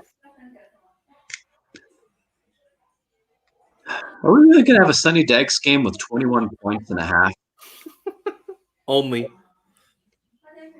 That's weird. What was his golf game? Spike. Yeah, I remember we had dinner with him. That's good. Yeah. I'm so confused at this game. This game is riddled with questions. Face mask. It's a classic. It's a classic Sonny game. It's like it's a big game against a top 10 team. and he doesn't know what to do on offense. So I'm trying to remember. Like, I'm gonna throw out 2013 because Score update. Oh my God! we can We're switch to gonna get that. We can switch to that at halftime. Well, I mean, watching into that is game. that better though? I mean, I guess it's something that to was watch. 40 to 34. It is not That's 40 to 34. 49-34. 49-24. 24. Oh yeah, that's even worse. Yeah. Yeah, I was watching that Michigan game earlier, and I saw a bunch of Cal guys that we were recruiting that went to Michigan instead, and I was like, yeah, I don't want to watch this. Yeah. Get over it. Michigan has 49 points, but their quarterback has thrown for just 160 yards. I have made a lot of my students want to go to Berkeley by taking them to Berkeley. So hopefully, Keeping those fingers crossed. Doing the Lord's work. Gotta do it. You have someone out there. Can't just be Nam on the teacher front lines. Although we went there last year, and a lot of the Berkeley students were really rude to my students, and they were like, "Yeah," I was like, "Oh, it's midterm time, guys. They're just stressed out. Don't worry." Yeah, in 10 years, this could be you. Yeah. Yeah. Who can guess what the over/under is for the game that we are watching right now? 67. A little high. Damn. 45. Okay. A little low. Oh, so in the 50s. We're pretty close. It's 55.5. I think they're countering in Cincinnati being a pretty slow-paced team. It's going to take a heck of a second half to get to 55.5 at this pace. Another penalty on Cincy. Rough in the pass. Yeah, but Cincinnati's trying to make it a game of this by penaltying SMU down the field. So I'm looking up Cincinnati's season so far. They're in the top 10. They are 3-0, and their wins are against Austin P, Army, and South Florida. The top 10. It just tells you how many teams are actually playing like that. That's how they vote. If you're undefeated, doesn't matter how many games you played so far. If it's more than 2, you're gonna be in the top 15. Well, that's the funny thing. You'd say that, Rob, but you know that there are more Big Ten teams in the top 25 than the SEC. Because the SEC made the mistake of playing football games. Yeah. Before the Big Ten. Yeah, Ohio State is 0-0. Penn State is now 0-1, and they'll probably still be ranked next week. Should have waited. Got to rank Indiana now, though. Yeah, got to rank them. Wisconsin, Michigan, and then Minnesota. This might be the most fluctuating top 25 in college football of all time, like this year. Would it be immature to point out that Sonny Dykes has a gigantic D on his cheek? We're live on the internet. Nothing's inappropriate here. Put your mask on. I'm not sure what he's mad about at the moment, but he's mad about something. I don't know what he's mad about that he needs to take his mask off. At what point? He is upset. Maybe. Right. Oh, he let 5 seconds. Put people's names on their helmets. So 5 seconds left, and you're goal to go. Do you call a play or do you kick a field goal? Go. Someone put. Do you see that helmet that someone had great family on their back of that helmet? Yeah, they have one of them has one a Taylor. Yeah. Okay. I think the NCAA allowed that this year, right? You can put on your helmets. I think you can put social media or social justice issues, or I think if your team comes together, you can put a patch on your jersey. And the field goal is kicked. Lame. A 4-point game at the half. That was the right call, but a boring call. Man, what a boring game so far. You expected so much more. I know. So much more mayhem. Yeah. It's like Sonny knows we're watching, so he wants to call the most vanilla game he possibly can. I guess a lot of the blame lies with Cincinnati because this is a game played much more their style. Really, what we're watching right now is every single Sonny Dykes big game, where Stanford absolutely dictated the terms and never pulled away, but won comfortably, and I slowly lost my mind each time. You're saying this second half is just going to be something insane. So the final score is going to be 27-17. SMU, if it follows Sonny Dykes versus Stanford territory, SMU will never touch the ball with a chance to take the lead, but they will probably have multiple chances to tie the game that they will screw up. At some point, they will kick a cowardly field goal at a point when they really need a touchdown to win. These are all Sonny Dykes versus Stanford hallmarks.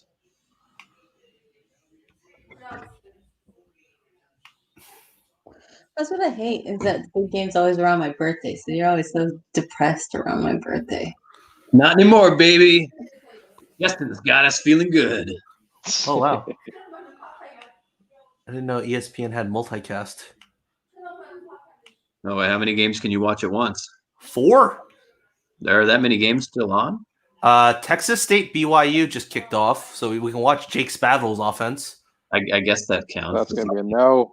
The number 18 Michigan, number 21 Minnesota game, which is a mauling, but still on. Virginia at number 11 Miami. That's like at 10:30 at night? Apparently, yeah, it says live. Is it in Miami? It's in Miami. It's 13-7. That makes sense. Actually, That's a late game. That's a competitive game. I'll switch over to that one while we're at halftime here. It's on the ACC network. Oh, maybe I won't then. That's why I have the Texas State BYU game up. Well, let's see if I get that on Sling. It's never entirely clear to me. I might have the ACC network. Oh, Wyoming, Nevada is tied at 28. All right, guys, I'll keep you updated on the all-important Virginia versus Miami game. I'll tell you what a 1-5 Texas State team looks like against a 5-0 BYU team. What city? Anybody know where Texas State is? Frisco? I did. I think you're right, Avi. So Dallas area. Yeah, there's like 7 colleges near Dallas. San Marcos. Oh no, that's not. That's south, isn't it? San Marcos is that's on the coast, south of Austin. Yeah. I was gonna say because it's North Texas is in the Dallas area. Yes. I know this because we idly considered trying to go to the game when Cal was scheduled to play at North Texas. I wanted to take Nick to Wichita Falls, where I lived for 2 years. People will tell you that Dallas is nice to visit, but it doesn't hold a candle to Wichita Falls. No. Texas State is just about in the middle between Austin and San Antonio. I think I've driven through it. In addition to being our Las Vegas correspondent, my wife is also our Texas correspondent. I can also tell you about upstate New York our upstate New York Tucson, Arizona. My high school in Tucson was right across the street from U of A. She dropped the bag all through her middle school year. She was the money bag carrier. If you've ever seen the movie Can't Buy Me Love from the 80s, that was filmed at my freshman year of high school.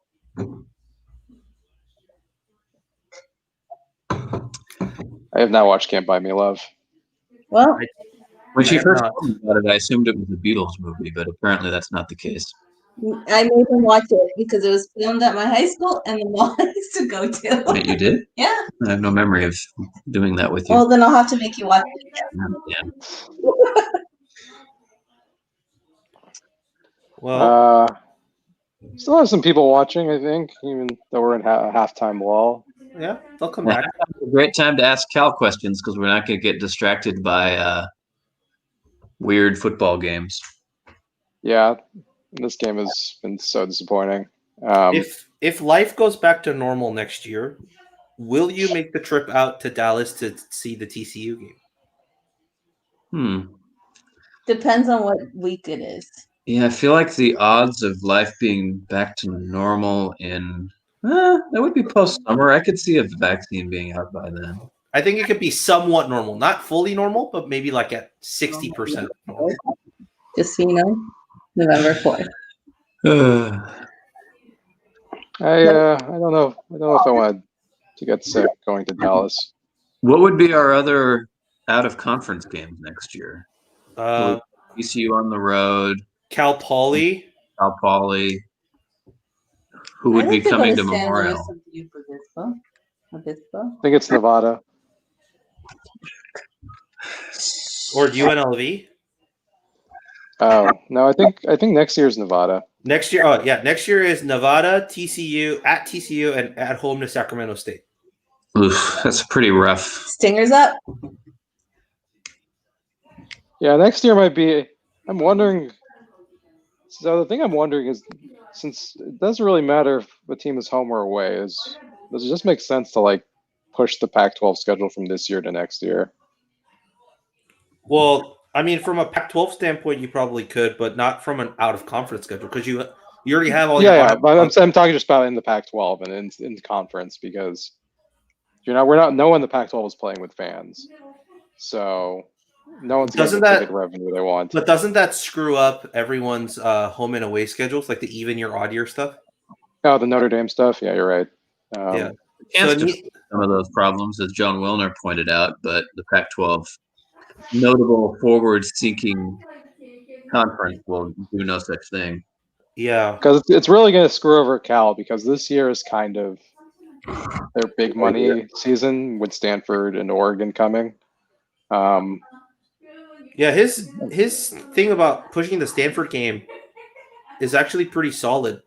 I thought that was I didn't realize that, but once he said it, once I read it, I was like, that actually makes sense if we push Stanford one more season, like we just go back to back at one location and then switch it up. Yeah.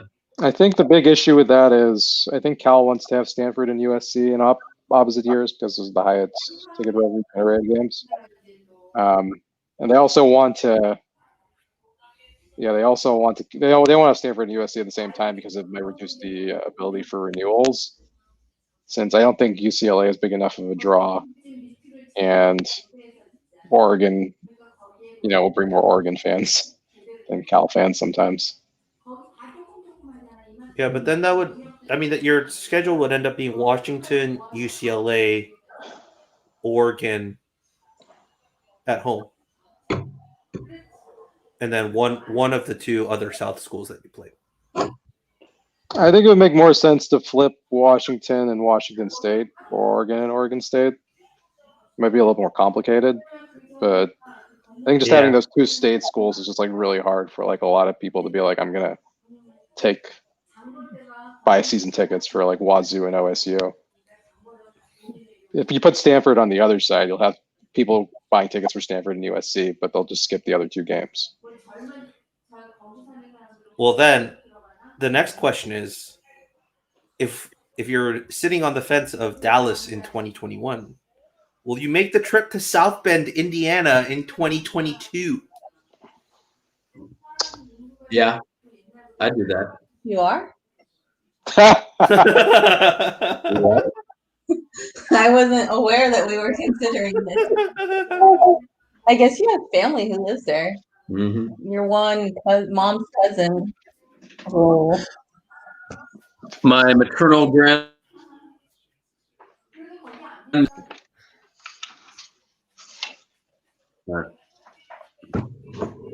Well, I mean, it depends on the weekend. Time is everything. I mean, it would be. So I think I can. It'd be the weekend of September 17th. My new principal is a Berkeley grad, so maybe we'll be okay with me missing.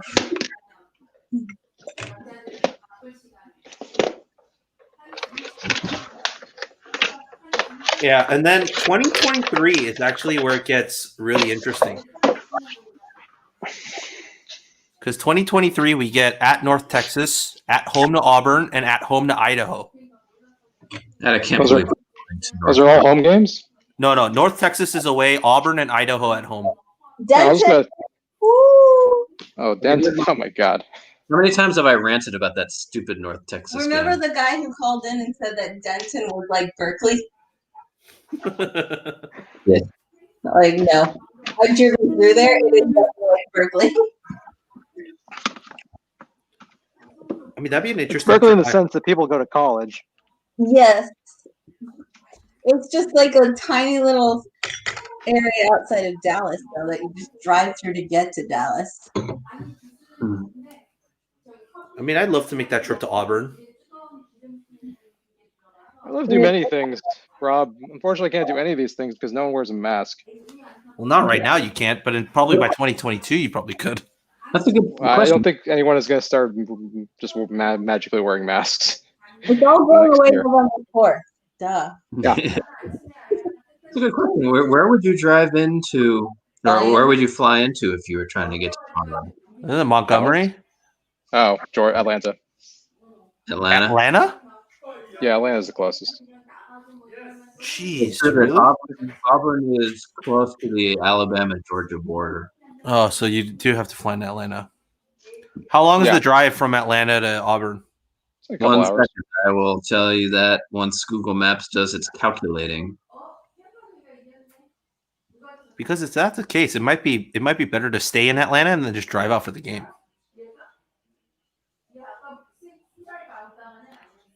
Where is Drive from Atlanta Airport to Auburn University is 1.5 hours. that's not bad at all. That's Sacramento. No, there's a reason Auburn and Georgia is like the oldest rivalry in Yeah. college football. Okay. Yeah. Stay in Atlanta, drive to Auburn. If life goes back to normal by 2022. One can only hope. Still 2 years away. There's going to be an asteroid that hits us between now and then anyway, so don't worry. Don't get me excited. So I should be formulating my bucket list right now. Is that what you're saying? Yes. Is visiting Auburn University on your bucket list? Well, I'm going to say no. But I'd have to formulate a list first, and if there's not enough things to put on the list, it might go on the list. I mean, my goal is to go to a South Korean StarCraft tournament, but You could do that whenever you want. I can't travel to Seoul right now.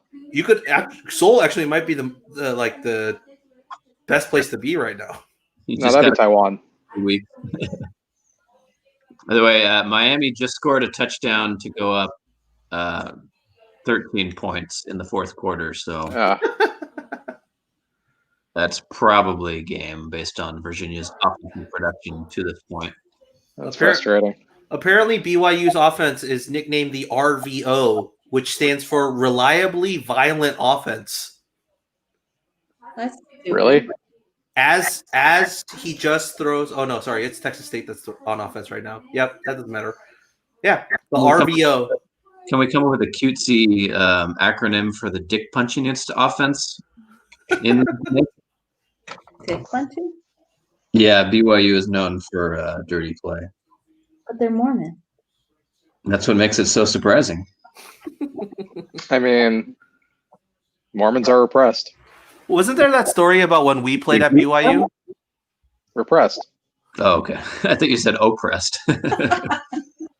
I mean, in some ways they feel oppressed.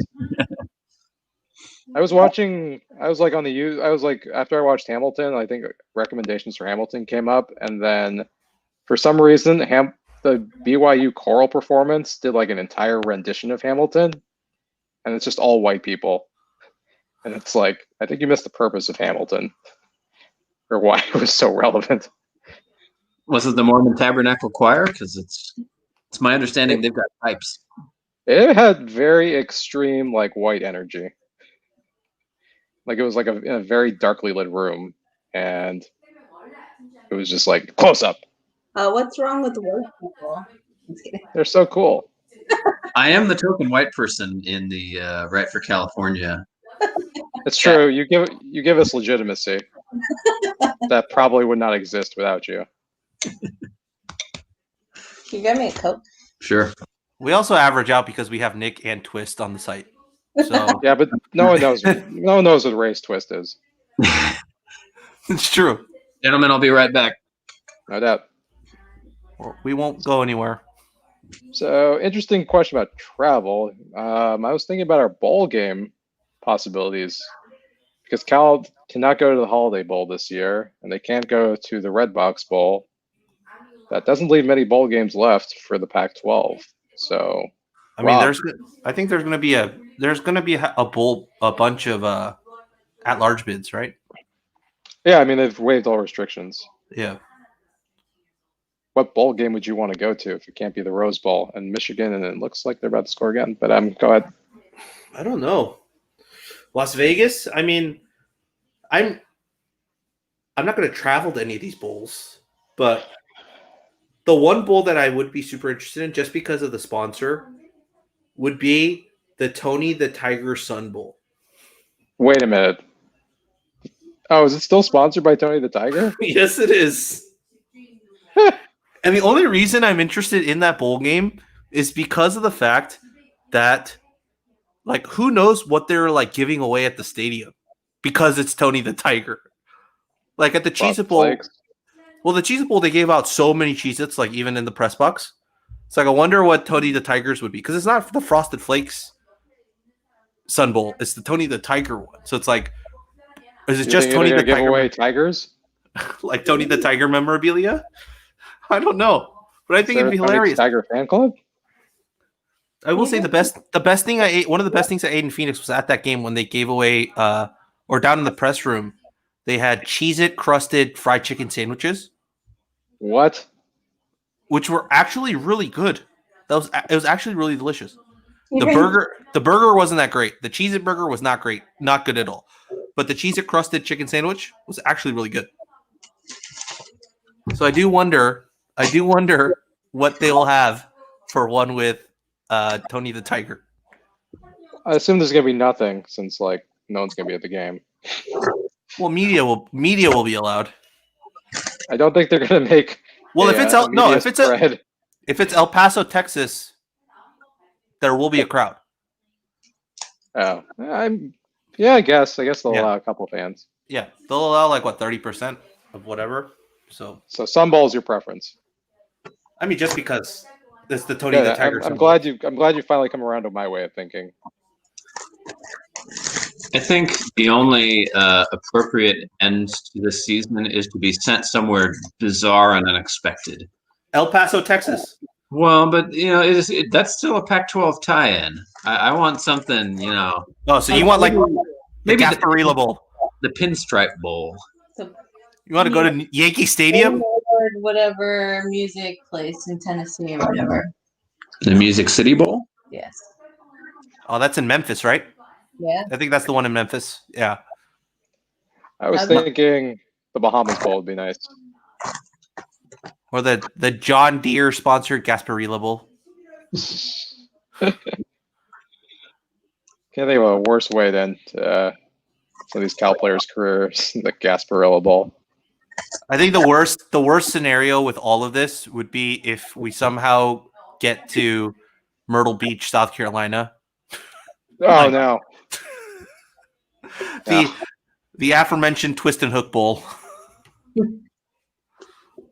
We get stuck with South Carolina and Cal and Myrtle Beach. Oh my goodness. We've lost Twist and Hook in the stream, sadly. Yeah. Yeah, I will probably. say the Pinstripe Bowl that Nick brought up, that's actually really interesting. Like that has to be an at large bid, but playing a football game at Yankee Stadium in downtown New York, like that'd be pretty unique. Granted, we can't go and watch, but somebody needs to do the legwork of figuring out how bowl season is going to work, because I know that everybody is eligible and a number of games have been canceled. Or I presume that the games that exist, the normal tie-ins, are going to count. Yeah. the normal tie-ins that the states are allowing those bowl games to happen, they will be played. So, Well, the important thing is that they figure it out that it should be called bowl season. which I think is hilarious. People got paid money for that. So the tie-ins right now are the Independence Bowl, which Army has already accepted. That's in Shreveport. The Alamo Bowl and the Sun Bowl. Nothing else has been scheduled yet. So there are three Pac-12. There are three Pac-12 bowls that are still on the plate. The usual Pac-12 bowls that also are the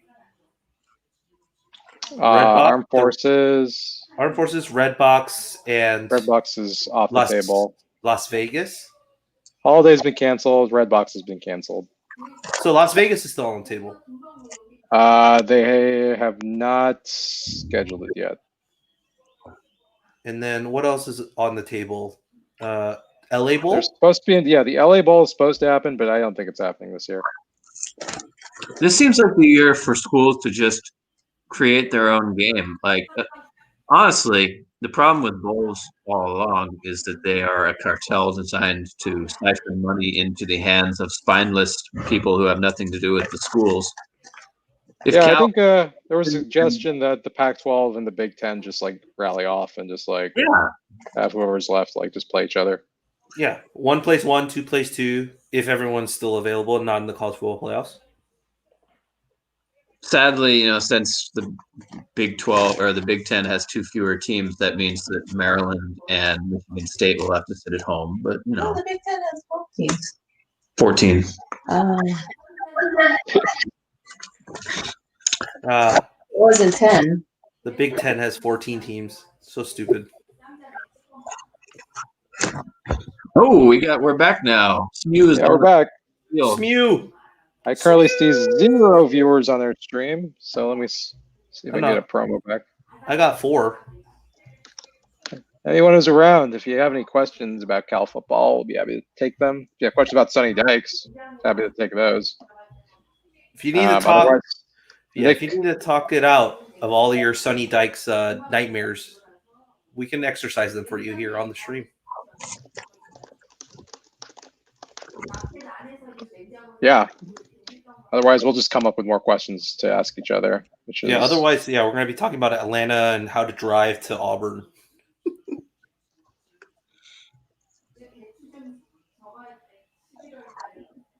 My guess with these is that unless Cal is playing, there's just not enough interest in these games to sustain. Yeah, I've seen he hasn't been real down this year for like any Cal fan. Also, I think there are other important issues that are capturing attention right now.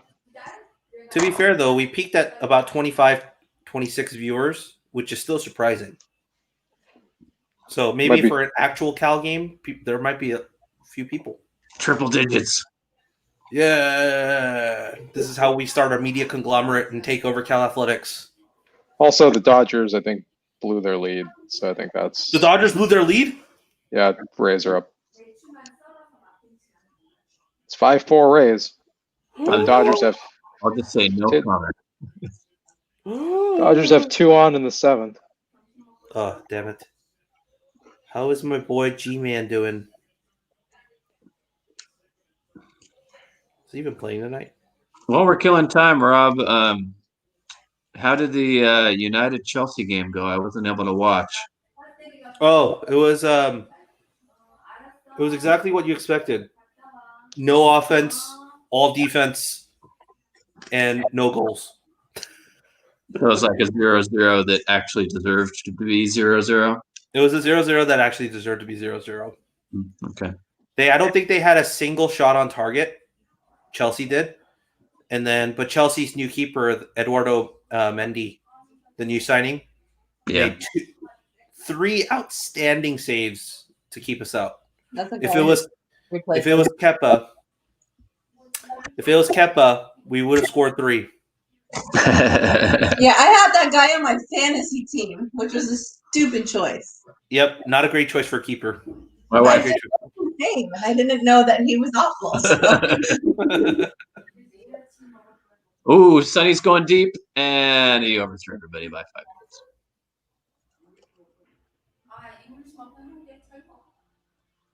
minutes. What's the longest pass play that SMU has had in this game? Like 15 yards? Completed? Yeah. That's something Feels like it. Look Sounds up. about right. Yeah, that might be the longest attempted. The long play, 16 yards is the long reception for a Sonny Dykes offense. That is rough. Yeah, or just a normal game for Sonny Ooh, against Stanford. Patel actually kept on a keeper, and he just gained more than 16 yards. Yeah, that other stat they just showed on the screen, that was pretty impressive. He had 10 plays of 20 yards or more on the season. They have 0 tonight.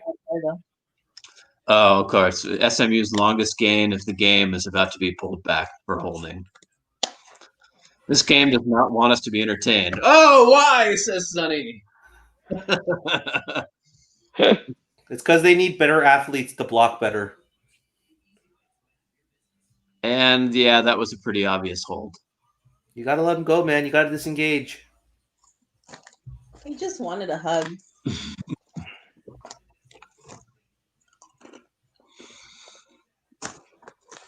We're going to start tracking all the ways in which this game conspires to not entertain us. That was the thing about the Bear Raid. It was like there were only like a couple games where I was like entertained. Negative tackle. Well, I felt like I enjoyed the ride. That was actually one of the questions that I wanted to ask you guys. Like, obviously, Sonny Dykes wasn't going to be a long-term solution to us football-wise. But do you feel like you at least enjoyed the ride in the process? Because you definitely saw things that you never saw before on a Cal football field. Where did he come from when we hired him? Louisiana Tech. That's right. I was entertained, I think, for a few minutes in 2015. I don't know. Like, here's the problem. Like, I definitely had never seen a lot of the things I had seen with Sonny at Cal, but I also didn't really want to see them. Like, there's like entertaining in the sense that like I'm enjoying what I'm seeing, and then there's entertaining in, boy, wasn't expecting that to happen. And that happened a lot with Sonny, and it happened like in sequence. Like he'd like stuff an entire football season into one game, and he would do that 12 times, and that's like 100. That's like 100 games in like one season. So, like I can handle that like once every 3 or 4 games, but not like every week. So overwhelming is the word you might use. Yeah, like that 2014 season, I think I was just like when Cal like had to go to double overtime with like 2-10 Colorado. I was like, this is unsustainable. We can't keep on doing this. The team's gonna burn out, and they did burn out. Yeah. If we're talking about like different sides of the same coin, I would argue that the 60-59 win over Washington State was in every way the same as Cal's home. What was the final score of our win over Washington? 10-9. Yeah. The Evan Weaver interception is Cal's only 12-10. Huh? 12-10. Yeah. 12-10. Okay. Where they're both in that they are both the absolute extremes of how you play football, but with the same result, which is that you barely hang on to win a hideous, bizarre game.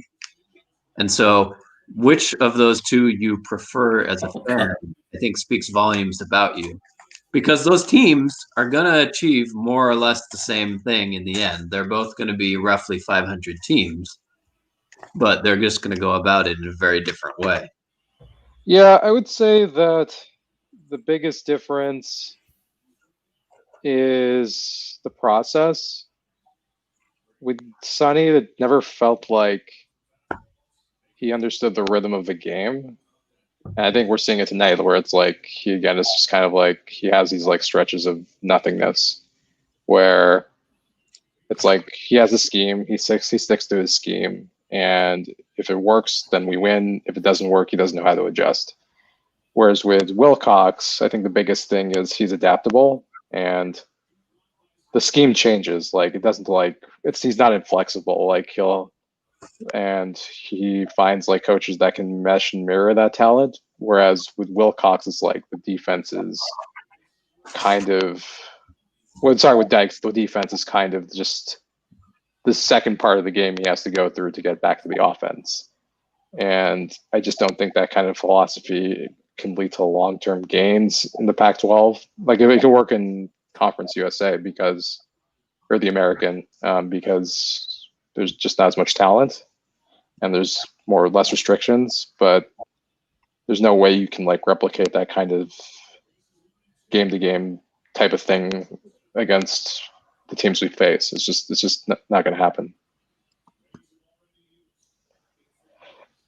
But yeah, I wouldn't say I'm like a giant like 12-10 fan either.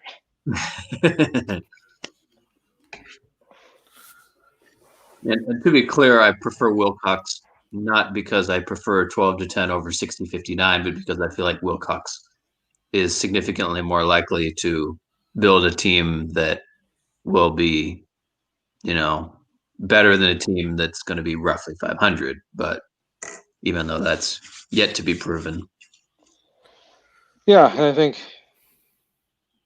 think we can like think of like if we take like a Sonny game against let's say take his only win against Washington, which was like a 30-24, or like grind it out. Like Cal took like a 30-7 lead and then spent like the last 25 minutes like hanging on for dear life. Like they just stopped playing football.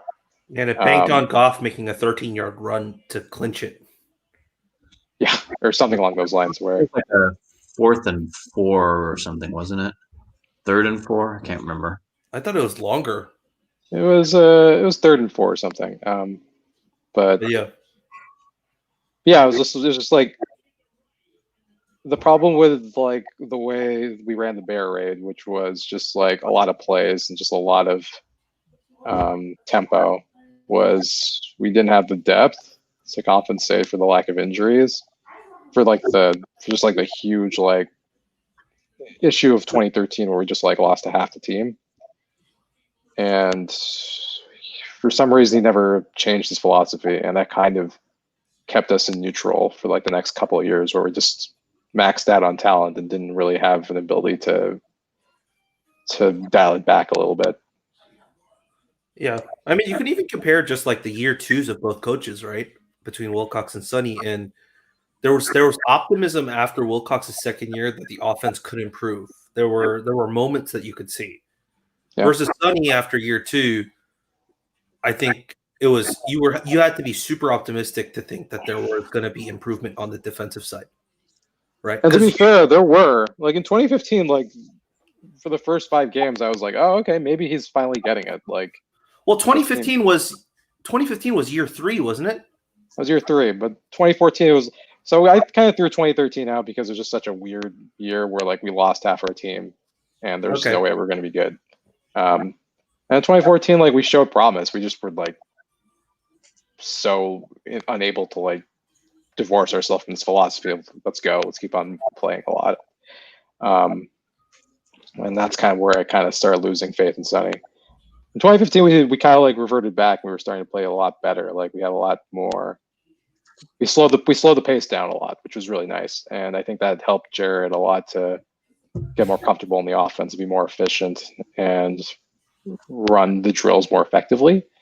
I think where we lacked cohesion was the moment we like lost to Utah, the wheels just fell off. Like we just could not keep that up. And the problem again was just like it was a really talented conference that year. That was probably the most talented year in the Pac-12, was 2015. But yeah, it's just not too much for you to see. Oh, maybe you can. You guys remember this one? There's just so much Cal football, so much of it, the portions they're crushing. I had to go and search for that, Avi, because you reminded me of that tweet from 4 years ago now, at the end of the Dykes era. Is that the Oregon game? That was the Oregon game. October 21st, 2016. That's the only time I can imagine Spencer watching Cal football as a Friday night game. Wee hours of the night. That was another guy. So here's the thing: I can count like the number of double-digit leads Sonny has blown. Like we could probably just like wander through them for the next hour and a half while we're watching this, because Cal had like a 34-14 lead against Oregon in the third quarter, and it was gone in like 7 minutes. So yeah, that has happened like every other week. That was the pain. The pain. Oh, the pain. Yeah, we won. That was that game. I was so angry afterward. I remember actually you being angry about that. Yeah, I was like, and at that point I knew Dykes was either done or he was going to be like out the door like next year after. But I was just like, this is what we've been dealing with for 4 years. Like all these games that we never feel comfortable we're going to win. We feel lucky when we win, and we feel like stained when we lose. But yeah, that Oregon game was so frustrating. I was so oh my god, yeah, so confusing. So no questions. Let me ask you this: what was more frustrating? Was it that Oregon loss, or was it this past year's Oregon loss? Definitely 20. Wait, which loss? Yeah, just this past year. Like losing to Oregon last year, or beating Oregon in 2016? No, the Oregon game that we lost with Jared. Oh, which one? We lost a lot of games with Jared in Oregon. Not the monsoon one. The one in between the one in between the monsoon and the overtime game. Well, there's two. There's two games. There's the one in the 49ers stadium too.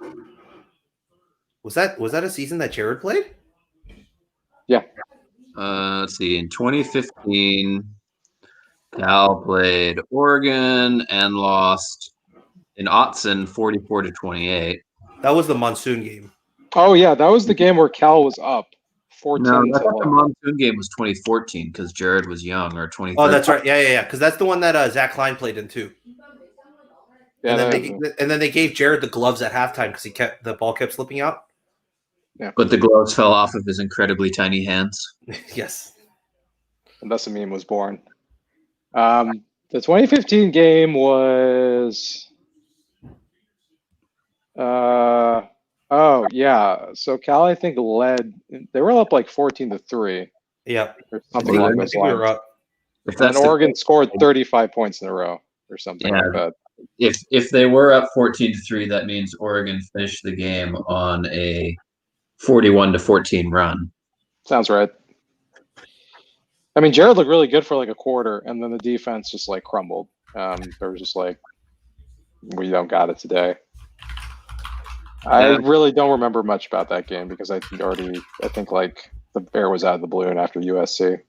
Yeah, it was the fourth of a 4-game losing streak that crushed whatever hopes we had of a meaningfully positive season. Yeah. By the way, Cincinnati is goal to go in case we particularly care what's happening in this game anymore. I am watching. I mean, it's technically competitive. It's just not very compelling. It's just not what we expected.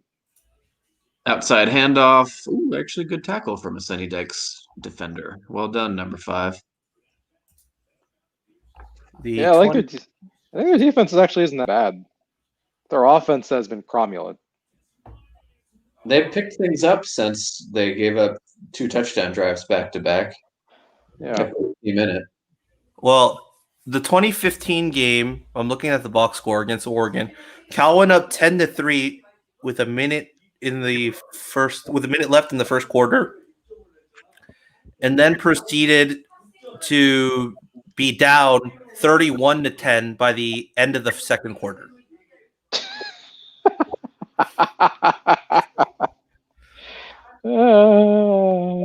It was so at the 1 minute 49 mark of the first quarter, Schneider for Oregon hits a field goal, and they put up their first points of the game, 10-3. Second quarter, 12-23 second quarter, Vernon Adams 10-yard run, The 10:25 mark of the second quarter, Braylon Addison 28-yard pass from Vernon Adams. The 5-minute mark of the second quarter, D. Stanford 10-yard pass from Vernon Adams. The 1-minute mark of the second quarter, Braylon Addison 15-yard pass from Vernon Adams. People don't realize that Oregon team was really good, but Adams just kept on getting hurt. 4th and goal from the 1 coming up. And Goal line stand. Goal line stand. Oh. Nope. Got the edge. Nope. Sonny maybe would have considered taking a timeout there. I don't know if it would have been worth it in the second half, but his defense was not set for that play. It looked like. Oh, we got a flag. Celebration? Well, no, that didn't look like excessive celebrating. I think they're looking at something before the play.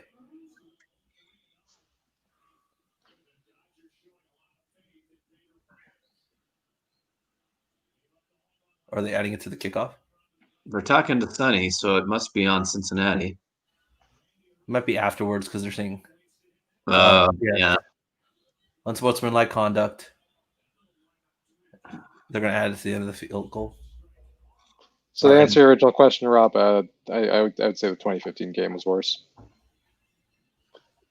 We have our quarterback in 2020, 2019. I think that's why it's like more. I don't know if disappointing is the right word, but it's a little bit more upsetting because it felt like we could, because this game felt so much more winnable than that. Well, we also had Saffold got injured in that game. Like we didn't have our offense after like the first drive. Yeah, and we still had a chance to win. That was the crazy part. And the second they played half, really well. We still had a chance. Ashton Davis played like the best game I've ever seen him play in Oregon. We absolutely rattled Justin Herbert too. Like he was not good that game. There's the frustrating part because generally speaking in 2019, the Cal defense just wasn't quite as good as the 2018 Cal defense. But for one game, the 2018 vintage takers defense showed up. Yeah. And it was the one game where they could have played lights out and Cal still wouldn't win because the offense wasn't scoring against that Oregon defense. Yeah, I mean, that's the frustrating part. I think best defensive performance of the year by a pretty wide margin. I mean, said it. Travion Beck said it on the podcast when I asked him about that too. Was like, why weren't you guys as good in 2019 as you guys were in 2018? Basically pointed to the injuries. He said there weren't a lot of games where all of them played, like the OG takers, like all of them played together because at least one guy was out. Yeah, Davis was out for I think 6 games. Hawkins was out for like a couple of games. Mm-hmm. That was the games we lost. Like we, I think, the USC game I think was just like we didn't have safety help. People were just like. Anybody else see the weird arm waving thing that Cincinnati's got? Yep. What? reminds me of one of those like 40s Disney's musicals. Like it's like the villain song. No. I don't see what they did. They basically just waved their arms back and forth to try, I guess, to time up the snap of or when the kicker was gonna. It was weird. Oh, that like Virginia chimney sweepers from Fantasia. The Virginia Miami game got a lot more interesting. Do I want to switch to watch Bronco Mendenhall? It's 19-14 with 2:43 left. Oh, it's like onside kick territory, sounds like? It is. It sounds like it, yeah. I can flip over real quick.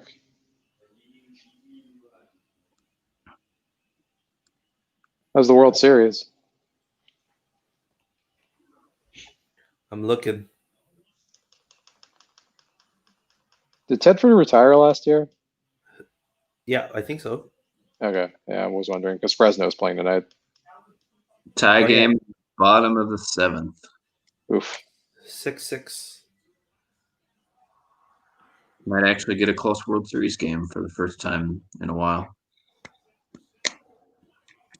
I don't know much about baseball. Where are they playing the World Series? It's like in Dallas? Arlington. No, yeah. So what we're saying is Dallas is the headquarters of the sports world for tonight. Oh, yeah, absolutely. Yes. And shout out to MLB for sending me a baseball with my tweet inscribed on it. That was nice of them.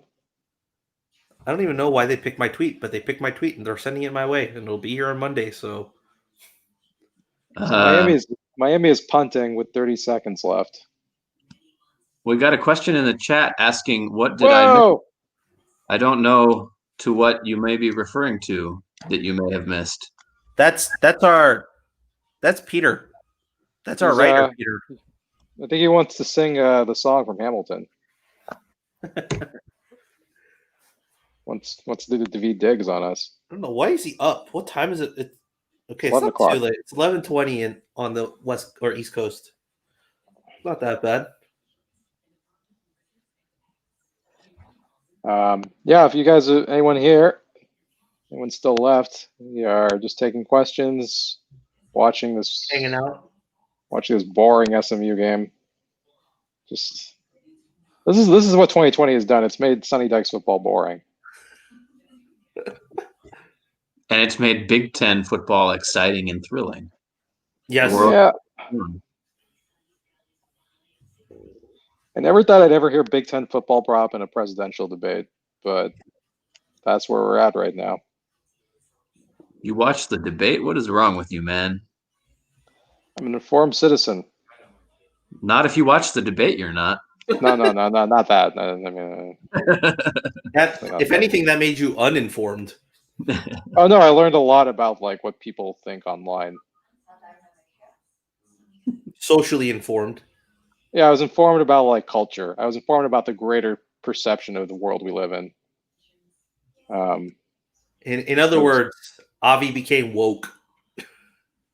Definitely not. No one gets woke from a debate, my man. Man, let's look at these scores. Yeah, I'm going to list the point total for the winning team. 45 points, 38 points, 58 points, 36 points, 24 points, 49 points, 43 points. That is the winning total for all of the Big Ten winners today. We've got ourselves some regular Big 12 football up north. Wow. Virginia just tried to run the play and fumbled it. So Miami's going to win. Peter asks, Pac-12 head coach cage free-for-all, cage match. Which head coach wins? Which is KO'd first?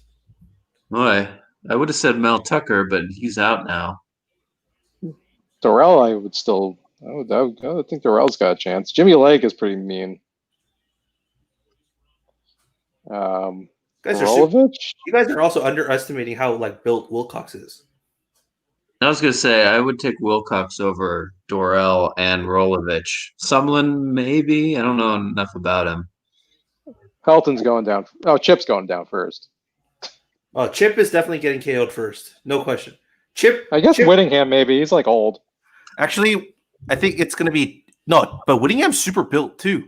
Yeah, he's ripped. I think what the other coaches would do is probably just watch Helton and Kelly go one-on-one. just stand around the outside and just watch them go one-on-one to see who wins that battle. Were you broadcast on the Seattle Times? What's going on here? Seattle Times had this up earlier this evening. I think they're trying to post something. Wait, we were on the Seattle Times? We gotta look this up.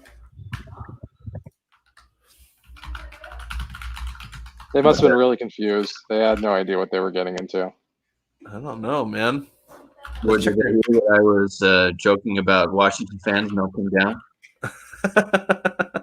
Yeah, they probably didn't take offense to that. They didn't like that. Oh, I see. It was actual news. What's the news? Oh, he's talking about I thought he said we were on the news. No, it's Coach. I'll put it up. Coach Lake said maybe 3 different quarterbacks play for Cal. Yeah. No, that's interesting because last time they tried multiple quarterbacks against Cal, they didn't go so well. So I got to look up their roster now because obviously Ethan Garbers is one of the 3. But who Ethan Garbers, Jacob Sherman, I think Dylan Morris are the 3. I think Morris is the number 1 guy. Sermon is our defensive coordinator, Peter Sermon's nephew. He's played a little bit already, right, Sermon, and has not been super successful, is my recollection. No. I believe he looks a lot like Keller Christ. You remember that name? Oh boy. Oh, Peter, your girlfriend said she should watch one Cal game with you. Which game do I introduce her to Cal football with? Ooh. What has the most Cal potential this year? Washington State. Wazoo in December is pretty good. Yeah, and it's at Washington State. Is Yeah, this person open to enjoying sports? Because, big game is obviously the one that is highest risk, highest reward, where, win is great. But if you're enjoying, or if you watch Cal lose to Stanford with your girlfriend, you have the risk of your girlfriend realizing that you are an insane person.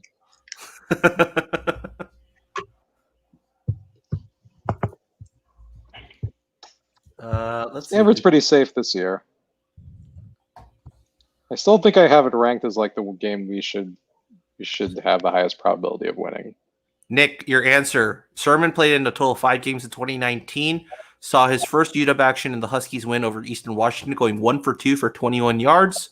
Also briefly saw action against Cal. Completed his one pass attempted in the UW win over Hawaii, and played late in the wins against BYU and Arizona. You can tell this game has been crappy because neither quarterback at the SMU Cincinnati game, neither quarterback is on pace for 200 yards passing. Well, except what just happened right now with Cincinnati's quarterback. Yeah, but that's running. That's different. That's just Sonny Dykes' defense. Yeah. I mean, if there was a guy who could engineer a comeback from an 18-point deficit with 18 minutes and change left, it would be Dykes. You mean Shane Buechele? Optimistic that it'll happen in this particular game. Hey, Leland. Oh my God, Rob, you let me in right away this time. Sorry, Avi has the control, so it wasn't me. Oh, no wonder. Okay. See, otherwise I would have left you in the room, in the green room. Yep. Natch, yeah. Yep. I'm just gonna lean into this persona you've amplified onto me. So good. I'm just gonna fully lean into. That's a good improv partner. You know the rule of the yes and. Yes. All right, how many viewers do we have? We had 25 at one point. I didn't realize you guys had 25 family members among you who are willing to click on. Our families would be the last persons who would want to watch this. It's true. Yeah, my parents are upstairs watching football, so they have better things to do than watch us on stream. Wait, what football are they watching? I think they were watching the Minnesota game earlier. I don't know what they're watching now. Well, you put them on actually stream? Watching college football. They're just not watching our college football. Yeah. Will you put them on stream? Can they be guests? No. They can do it for the viewers. Just like my wife, popping in whenever they feel like it. True. It's basically gonna be the whole year.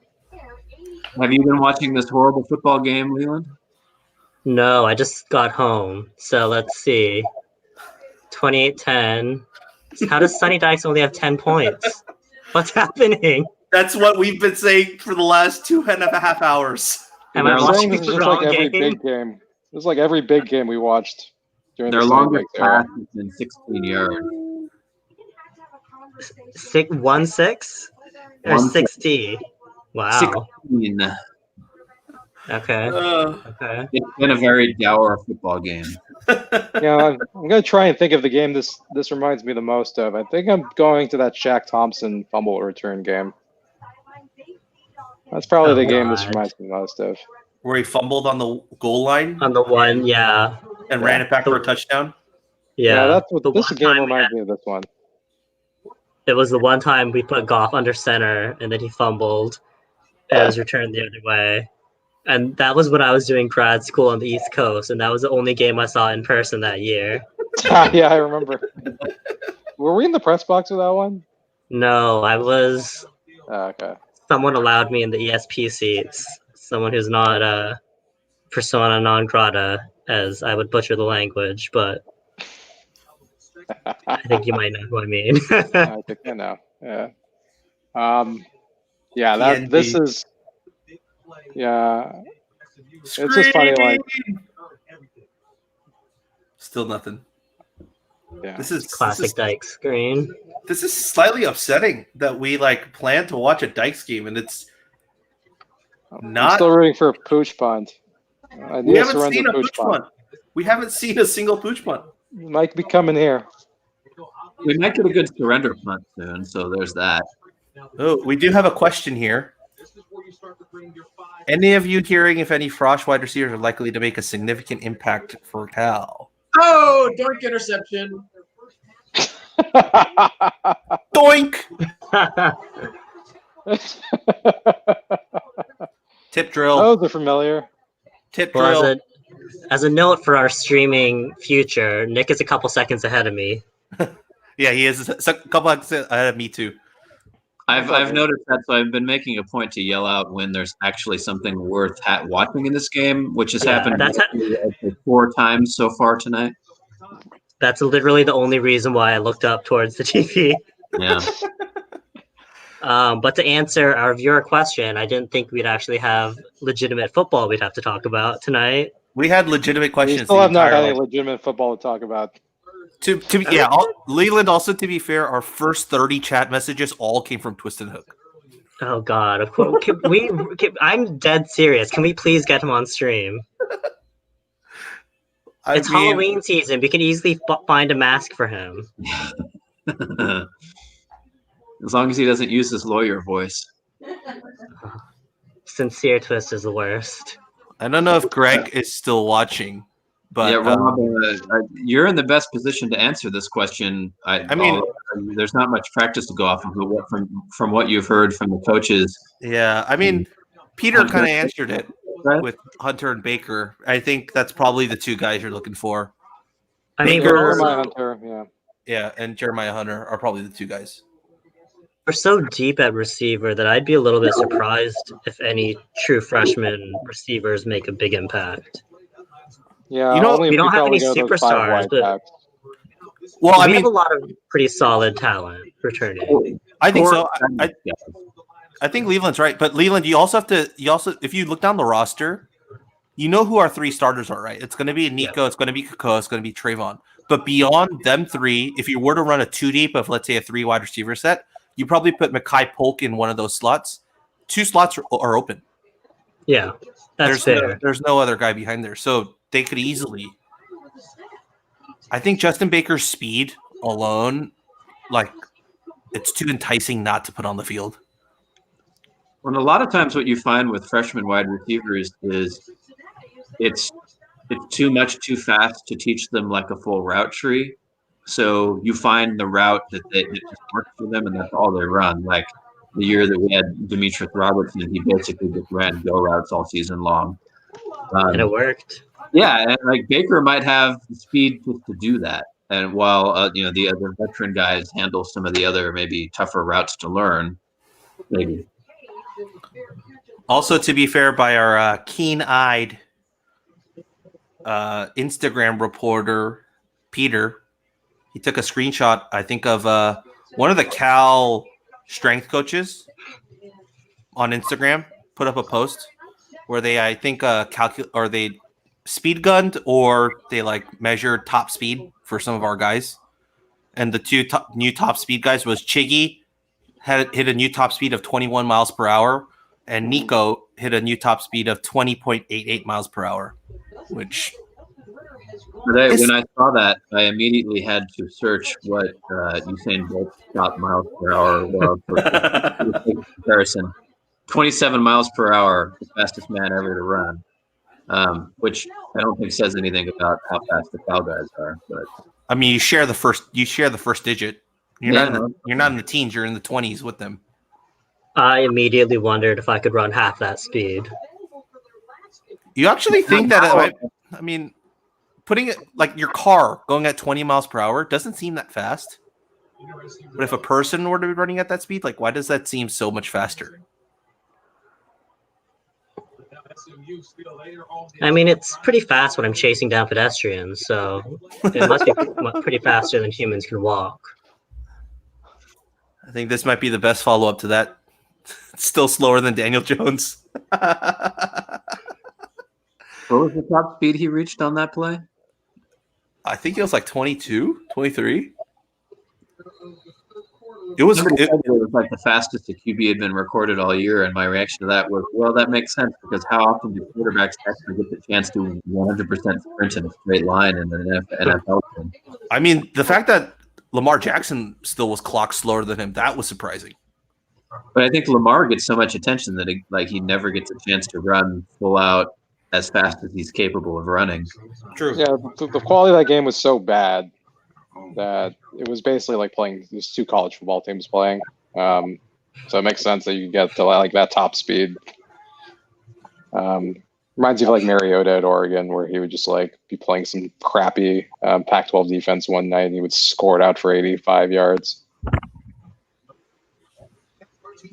But in terms of the wide receiver question, I think one thing to note is if Cal is like not in qualification period, like if they're not going to win the Pac-12, there is a chance more freshmen could play this year to get them more reps. So like especially after big game, like say we're like 2-2, we might just like start playing freshmen more. So I could see guys like Hunter and Baker getting more reps as Crawford. This is Crawford's final season. This is Trevon Clark's final season. And then you could see like the new kids starting to get some chances. I'm not gonna lie, man. Like 2 years from now, like this offense might be pretty dang amazing from a skill position talent standpoint. So let's say you are the ruggedly handsome Justin Wilcox and you're coaching this team. And because of the COVID guidelines saying everyone gets a redshirt year, do you sub our true freshmen in earlier in the end of the games if it's not a close game to let them get practice time? That's a good question. I think I would. Big enough, absolutely. But Yeah, I think I would. Super confident that's going to happen at any point. Well, that's what I'm saying. For non-garbage time, so you're not super confident in it, but let them get a play here and there in that you wouldn't do under a normal condition where you'd be burning a red shirt. So something that's worth considering is that for what I've never quite had this explained to me super well, but I've been told that for whatever reason, wide receiver is a particularly hard position to pick up and learn as a true freshman. And when you think about like how many guys have actually come in to play true freshman wide receiver at Cal, there's Keenan Allen and not a whole lot else. Makai Polk did a pretty good job of that last year, but it still took him a solid 2/3 of the season before he really started making a positive impact. And the guys playing this year aren't going to have 2/3 of the season to learn, because by that point the season's over already. Right. So there's a reason. That's one reason to maybe be a little pumping the brakes on the wide receivers making an impact this year. Yeah, I think I could see them just getting like spot time, like Java did like his freshman year, where they're like, I know our guys are super talented, but they're not like seasoned. Because no one came in like. Did any players come in the winter time? For spring? Yeah, for spring. I don't know about wide receivers, but I do know for defense there was. So yeah, okay. So yeah, if they haven't come in and they haven't gotten reps, unless you're like a bona fide talent like Deshaun or Keenan or even Demetrius. I mean, we it's had really hard to get practice reps. We had D-Rob and Melquise were the two guys that played as true freshmen. Yeah. And also like that 2012 class with hey Peter. Hey. We had that 2012 class with him. We had one wide receiver that was an early enrollee, but that was Mason Mangum. Mangum. Yes. Yeah. For the longest time, I thought his name was Magnum, and I'm just like, that's an awesome name. I vote we just call him that, you know. Yeah. The Magnum. So speaking of those elite, well, maybe not elite, but those great true freshman wide receivers, looking a year ahead, do you put Sturdivant in that same, or do you predict he'll be in that same group?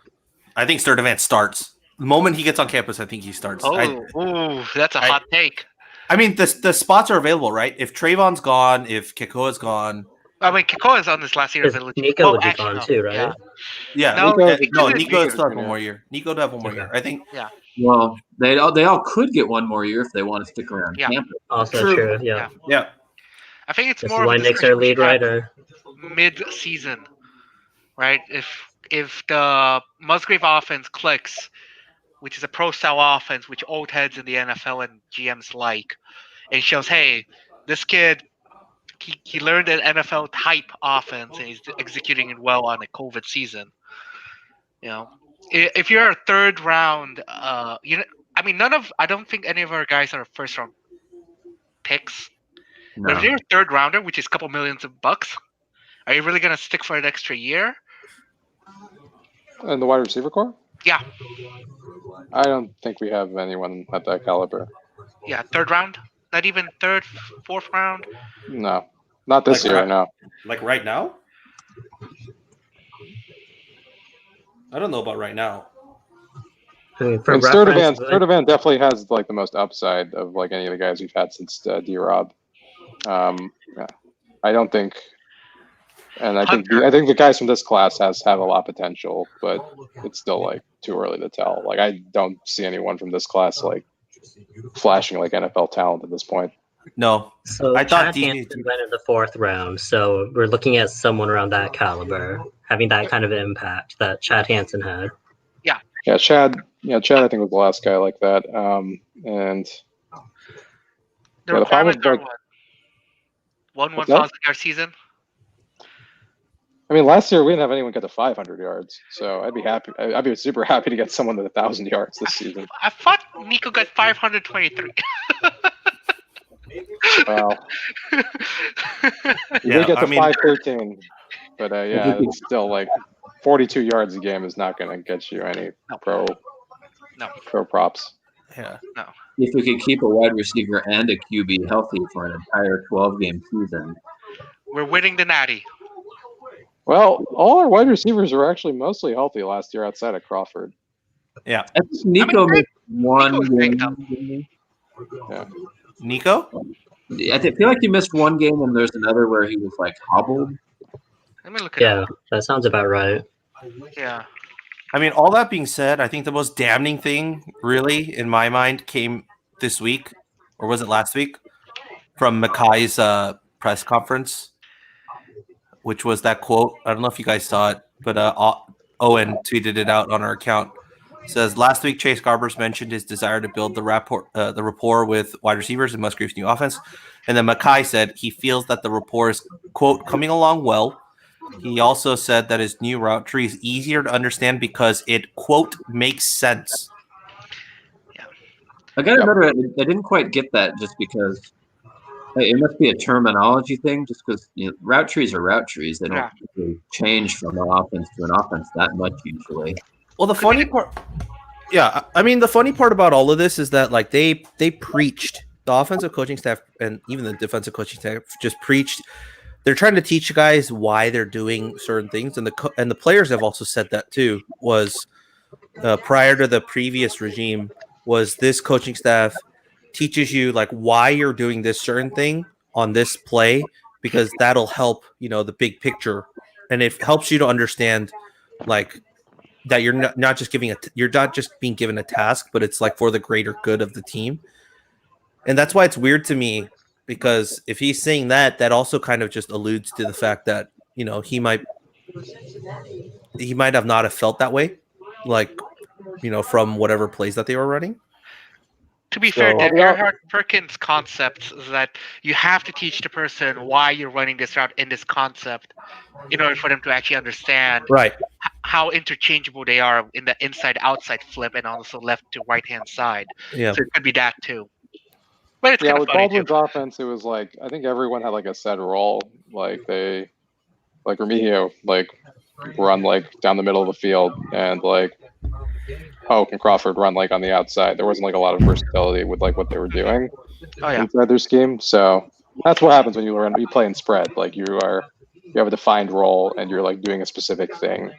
And similar with Sonny's offense, Lawler would run like would run like those routes down the sidelines. The fade routes, yeah. Yeah, Trevor would run go routes down the field. Bryce and Chris would run slants. I mean, it was like kind of like they had pre-described roles, which can make sense if you're specializing. But the issue you run into is like if you're not able to game plan that way, it's tougher to do. It's like if someone can shut down like those specific aspects, then you're harder to game plan against. But the flip side, obviously, is if you don't play that well, you have the possibility of your entire offense getting shut down. Exactly. I mean, air raid was all about executions. Like we're gonna be running 4 verts 40% of the time. You know it. We know it. We know it. It's up to you to stop it. If you can't execute, then you bent over backwards. Right. Yeah. What worries me about Musgrave though is that if a guy is moving on from just learning the outside receiver role and a specific role to learning every role on the 5 spots actually on a wideout positions sheet. Yeah, I don't think he's going to move people around that much. I think it's more about like diversifying like what they do scheme to scheme. True. Yeah. Yeah, I don't think you're not gonna see like Crawford running in the slot or anything like that. Or will you?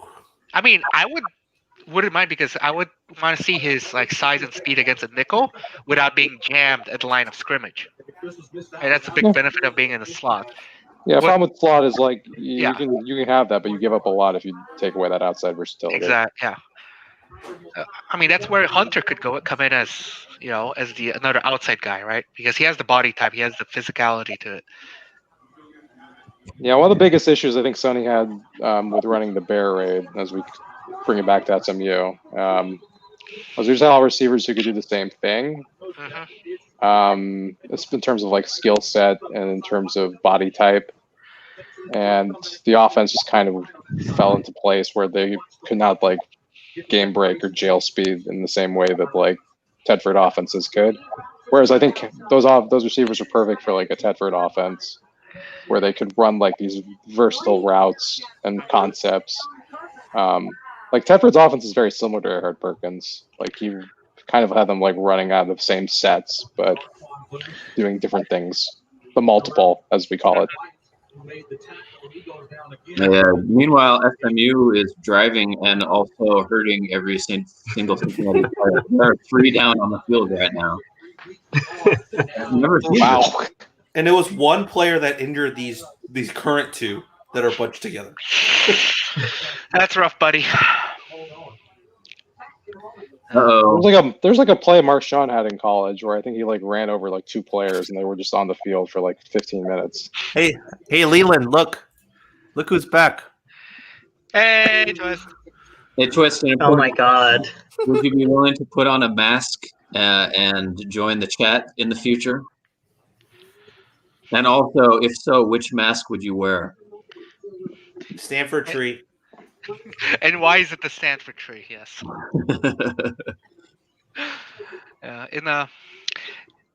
My dream is for us to come out in 22 personnel, run the ball, go no huddle, and go 5 wide out of that. And it just alternate between the 2. You want to have 2 tight ends going 5 wide? Yeah. And a running back? I mean, that's what. And yeah, 2 running backs. Tedford did that like a couple times, like in the big game, the last big game we won. I was not here for that.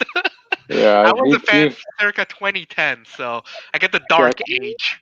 Cal just ran empty like half the game, and like Stanford had no idea what to do. And thankfully, I mean, because Andy Blue was on the other side. And we haven't talked about Andy Boo at all in this stream. Which I don't want to talk about Andy Boo. Where is Andy Boo? That's a good question. Where is Andy Boo? Isn't he at a Pac-12 school? He's in Arizona. He might be, yeah. He's back. He's back. Assistant coach and outside linebackers. Wow. Someone really doesn't give a crap. Yeah. So after Cal, he went to Kentucky, Maryland, Rutgers, and Arizona. Oh my God. Real powerhouse defensive schools. Summerlin is definitely top of my list of most likely Pac-12 coach to not be coaching at his current school by the end of the year, or next, whichever one happens to happen next. Depending on how much. That's a pretty short list this year, right? It's just him and Chip Kelly. Who else would be potential candidates? I'd throw Clay Helton in there. You can Oh never yeah. I forgot all about. I don't think there's any Pac-12 North head coach that's on the hot seat. Maybe. No, I don't think Shaw. There are Maybe rumors that Shaw would be willing to like take some NFL job to leave Stanford, but I don't really believe those. No.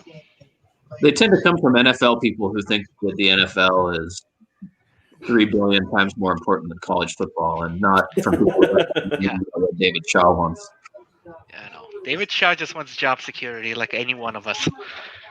And Stanford forgets they have a football team, so out of sight, out of mind, right? Can't fire somebody you don't think about.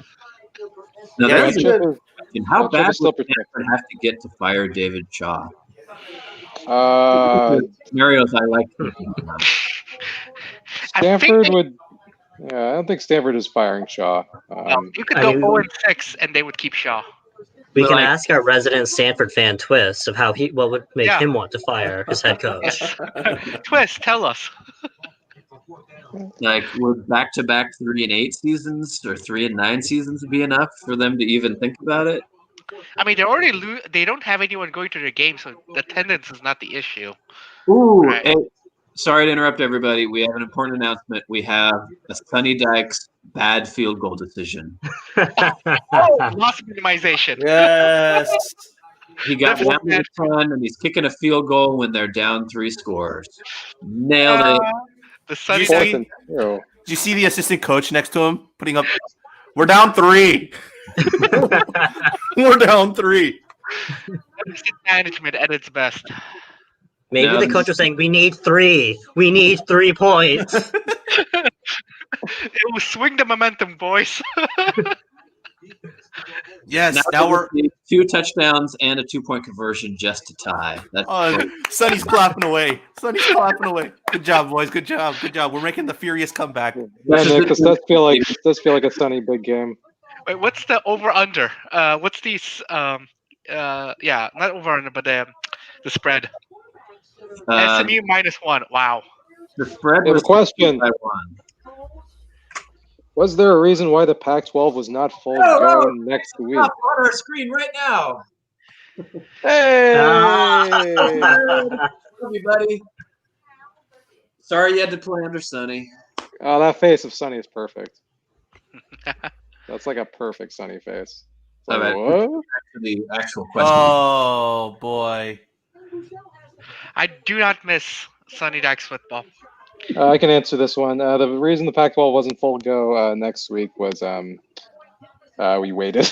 Like California was, Larry Scott was not communicating with the state of California about anything. So yeah, we just end up being a week late. Part of it too was that when the Big 12, the Big 10 and the Pac-12 were both trying to decide to restart, the Big 10 just kept on practicing all during the shutdown, whereas the Pac-12 didn't for a variety of reasons because of stricter shutdown orders from the states. Wildfires have prevented you from doing anything. Some programs sent their kids home. So the Big 10, talked a big game about shutting things down to prevent COVID spread, but they kept their players on campus and were practicing all throughout. And so they felt like they could get back up to speed and be ready to play games faster than the Pac-12 could. Yeah, the state of Oregon and the state of California were not allowing full practices, which kind of made it difficult for like any Pac-12 team to like agree on like if one team is practicing, then we probably shouldn't be practicing either.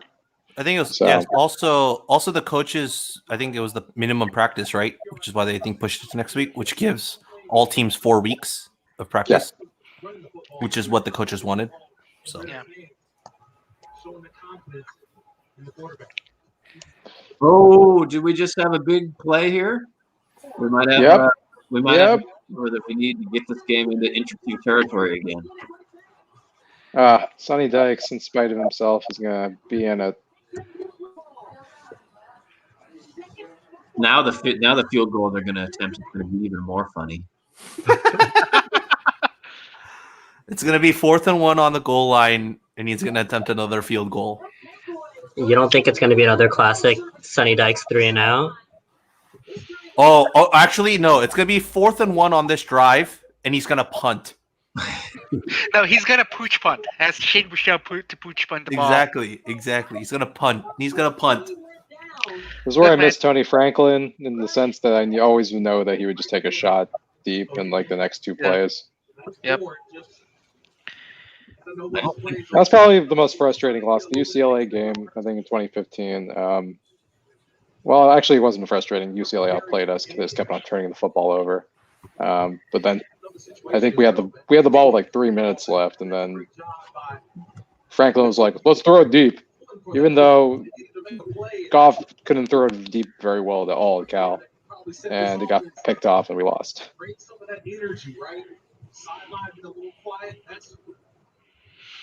Yeah, I guess I remember Jared Goff deep balls differently. Also, he was it was my comparison to him was Zach Maynard, so it shows what I know about Cal quarterbacks. I always thought that Jared had a good deep ball. It was okay. It was just like not against UCLA's corners. Yeah. Like, no. You don't want to test those. You don't want to test those defensive backs. Yeah. Gosh. I'm not seeing any reason to overturn this call on the field, so I think Sonny's going to get his chance to climb back into this game. Yeah. I mean, we do need to see SMU in the playoff just to drive Cal fans entirely insane. This year is weird. Sandy Barber do well at Penn State, and then Sonny Dykes do well at SMU. Yeah. Well, SMU's in club takeaway. And then it has equality right next to it. What does that even mean? What the hell is that? Everyone knows the club's pumping when they bring up the equality sign. Oh my god. Well, we're going deep. And we're going to get a flag. We got the flag. Oh, so predictable. Oh my god. We only had to wait through roughly 50 minutes of boring football, but we finally got something worth watching here. Sean would hate to see the Sonny run the table and then Cal win the pack to end up in the I hadn't even thought about that. Whoa. That would be brutal. I do not want Cal to end up. Cal ends up in like the Cotton Bowl against SMU. God. I mean, it's possible. Yeah, it is possible. What is more possible? An actual real football game or Cheez-It Bowl shenanigans if Cal faces Sonny Dykes? Technically, it'd be in the year 2021, so I'm hoping things turn around. Cheez-It Bowl did not happen in 2020, so. I mean, the 2 times Wilcox and Sonny faced off when Wilcox was in DC.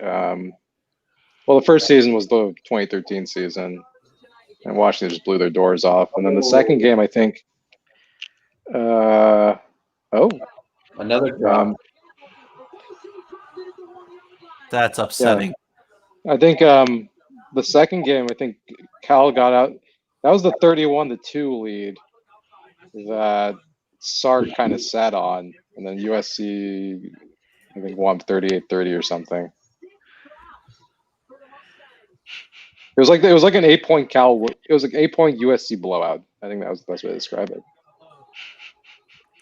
Sean asked, we would be playing Buechel again. We would not. He did not play against us. It was No, we did. Or he played us. He played against us when we were at home, but he got benched. Texas, yeah. Yeah, Swoops came in. Yeah. What happened to Swoops anyhow? He looked like the second coming of the mobile quarterback against us, but everybody would look. You're thinking of Gerard Hurd. Look, we made Khalil Tate. No, we discussed this earlier in the chat, which is that he got the Cal bounce and then found out that nobody else would. Batted ball. I could have gone anywhere. That was not a good throw. It's 3rd and 5. We're approaching field goal territory here. Huh. Did you guys know that Andy Butte was a defensive administrative assistant at Cal in 2000? Yep. Yeah. That's how I was originally. That was how I was originally brought back, was because the old Cal DC in 2000 like recommended boo. Oof. Was that No, that wasn't Pendergast. No, that was Sentinich. That's rough, buddy. Another drop. Oh my god. These are like the worst receivers I've ever seen. I joke, but there's no way that Sonny kicks a field goal here. He Right? But he could punt. No. He could pooch punt. Eh. So when when Arizona hired Andy Boo, the SB Nation side, the first comment was, "Yes, Arizona is serious about fixing the defense. I dig it." Desert Swarm? Yeah. All right, here we go. 4th down. Oh, that was sad. Wait a minute. Where was he going? Where was he throwing that? That was it's 4th down, and I have to throw the ball.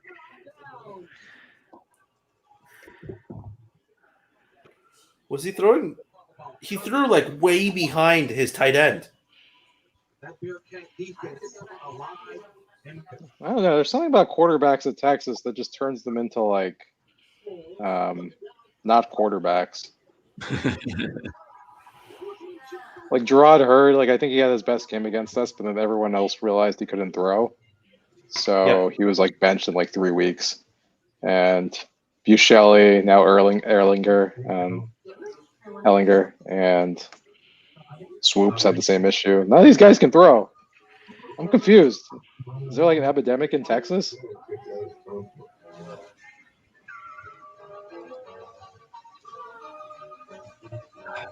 Man, I really wanted for this game to be entertaining, and we probably just lost our last chance of that happening. It still could. There's still more than 10 minutes left. Oh my god. This is a Sonny Dykes game. How are there 10 minutes left in this? It's been 3 hours. No one's done anything.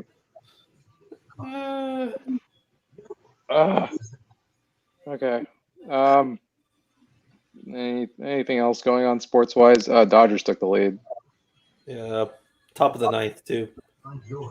For those still listening, last week we discussed we want to try to watch the SMU game or Michigan, Minnesota, and as it turns out, neither game was especially competitive. But at least the Michigan game had lots of things happening in it. What we should have done was watch the Indiana Penn State game. Oh yeah. Yeah. Yeah, no one had any clue that game was going to be good. I think if we're looking at next week, Ohio State, Penn State lost a lot of luster. So Also, I think Ohio State will blow them out. Yeah, I don't know what to watch next week. Let's see, top 25. Next week, I think we can just make into our hype up stream leading into Pac-12 football. Mm-hmm. Michigan State will be darkly hilarious. It's gonna be the best the fumbled punt again. That'll be your sicko game of the week. We can watch Mike Leach versus Nick Saban. Oh God! There are 2 outcomes to this game. I just want to hear Nick rant about Mike Leach for 3 hours. It's either Alabama gets motivated or Mississippi State gets shut out. That's like the only 2 possible outcomes of this game. Oh my god, next week's slate is so bad. There's like not one good. There's not like one game I want to watch next week. Texas, Oklahoma State? Maybe. Not really anything worth live streaming, honestly. I mean, All right, now we're going to watch Cincinnati run the ball a bunch of times to fill the clock. Oh yeah, you're right. There's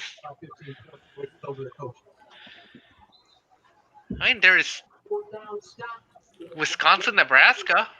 Could watch the possible Cal quarterback Nick Martinez play. We can get all the folks who really want to see Wilcox get the Wisconsin offense, so that we can all imagine what we hope will happen in the future. Exactly. I can't believe I'm saying this. Rob, is there any interesting soccer games next week? Man, There is. Well, yeah, because United's playing Arsenal. United and Chelsea was such a letdown of a game today. It was. It was I was way watching- too. It was way too defensive. Yeah, it's super wet. Passes were not getting into place. I can't believe you actually said that though, Avi. I'm the real- I'm not digging any of these games. Are you willing to wake up at 8:30 a.m. to watch it? Not really, but I'll do it. Okay, is Liverpool playing anyone? West Ham. Hey, we can all wait. 10:30 Liverpool, West Ham. Or 5:30 a.m. on Saturday, we can watch Sheffield United play Manchester City. Tell me. Hey, it's 8:30 for me, so I'm good. Yeah, a relevant question from the chat. Do we have any idea what the time slots are for the Pac-12 games?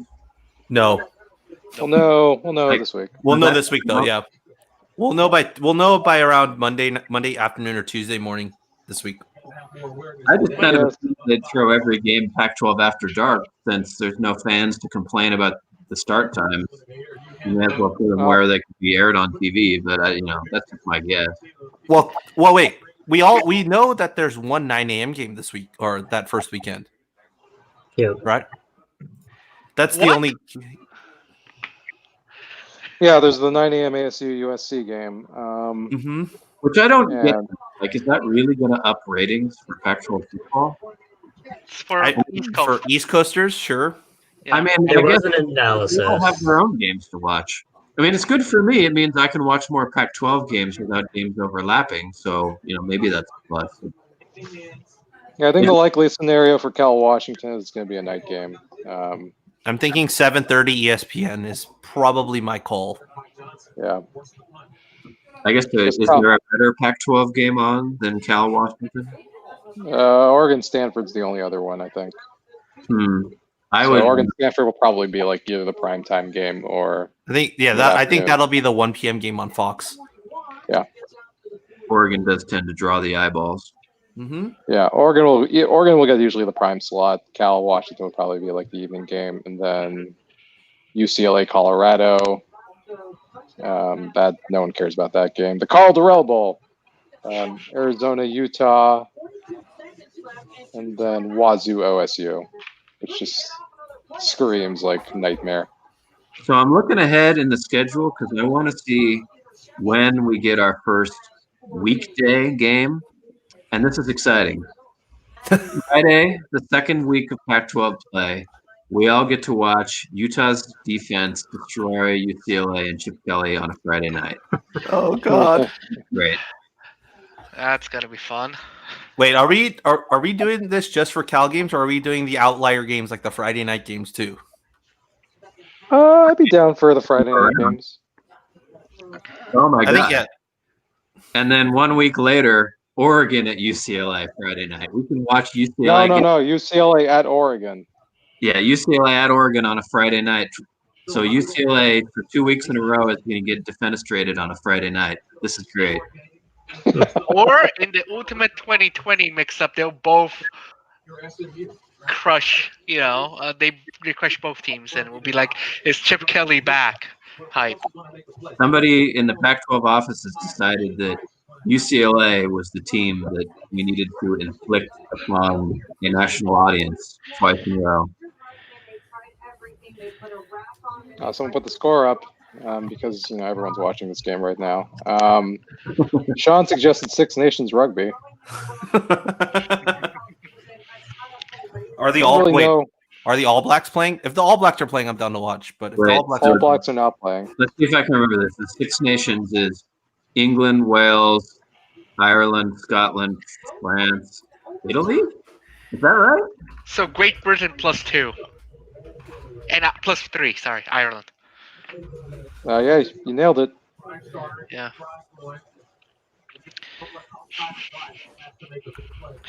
For Queen and Country.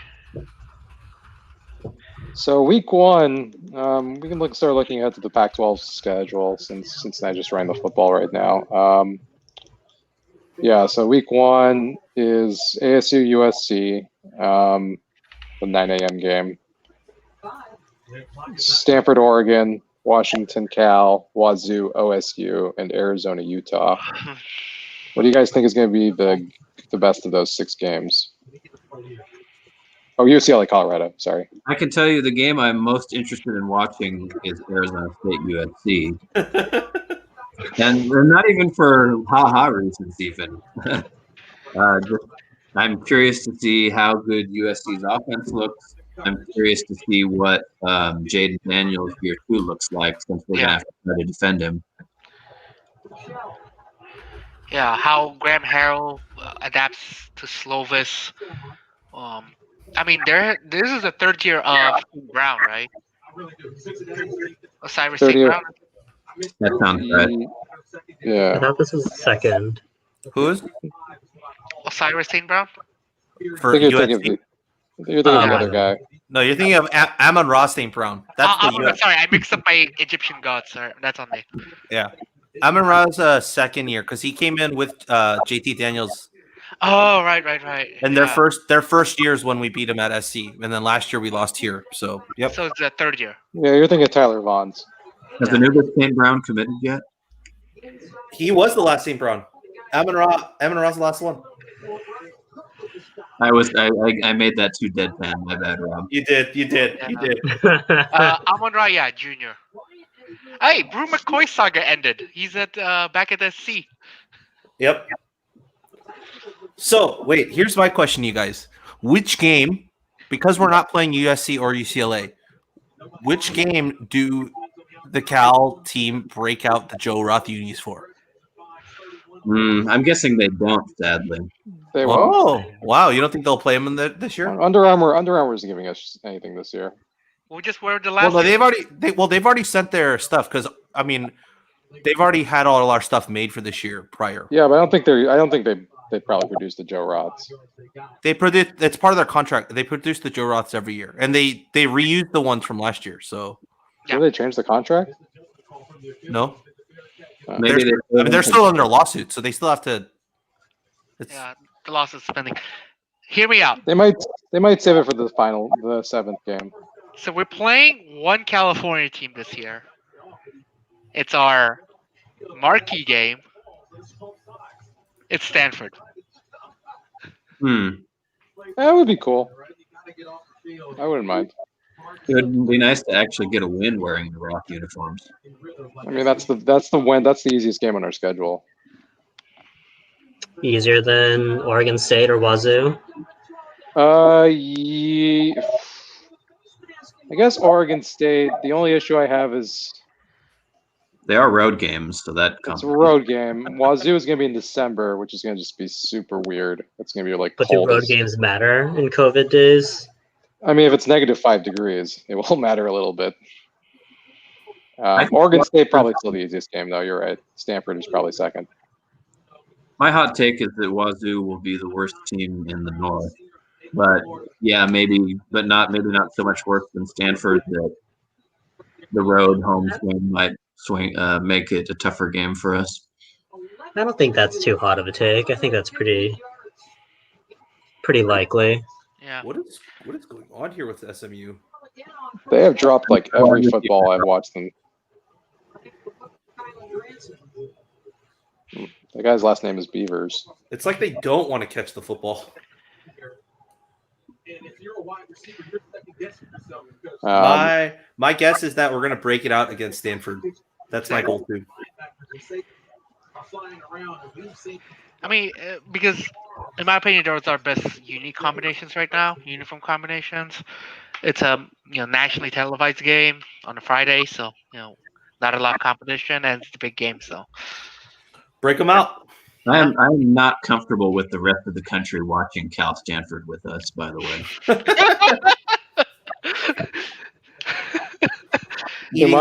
eating leftover turkey. Cal Stanford is supposed to happen when all the other teams are playing their much more important rivalry games, so that we can slink away and nobody will notice if something awful happens. I kind of wish that the whole nation would get to see the Connor Holiday breaking the NCAA record game when he loses, because that's Cal during the Sonny Dykes era. Now that a lot of people I feel like saw that one just because it was Pac-12 After Dark and it was. That was Okay, yes. Not a lot of people on the East Coast, so I guess I'm speaking of the East Coast. I had to stay up for that. It's like we had so many weird games. We have the Thunder break, right? We have the Connor Holiday game. They hit Hail Mary. Oh man, too many. The 12-10 win, the 15-14 win. Yeah, I'm looking at the schedule. And I honestly think Cal has like the hardest 2 games to start in the Pac-12. Not even. Well, sorry, it's like of the main contenders. I'm not thinking of like the teams at the bottom, because they have to play a Washington and then they have to go to ASU. I don't think any other team. I think all the other teams will be heavily favored in at least one of their 2 games, if not both. Like USC will have to play ASU, and then they'll have to go to Arizona. Oregon plays Stanford, and they have to go to Wazoo. Washington plays Oregon State the next week at home. And Utah starts with like Arizona and UCLA. Okay, Utah gets the easiest of the contenders. Well, partly because they're playing the Pac-12 South. Yeah. Yeah, but also Utah. I don't know. Utah's kind of like rebuild. Doesn't have their quarterback and running back from last year, so they might. Yeah. And most of their defense. My bold prediction is Utah is going to totally collapse compared to last year.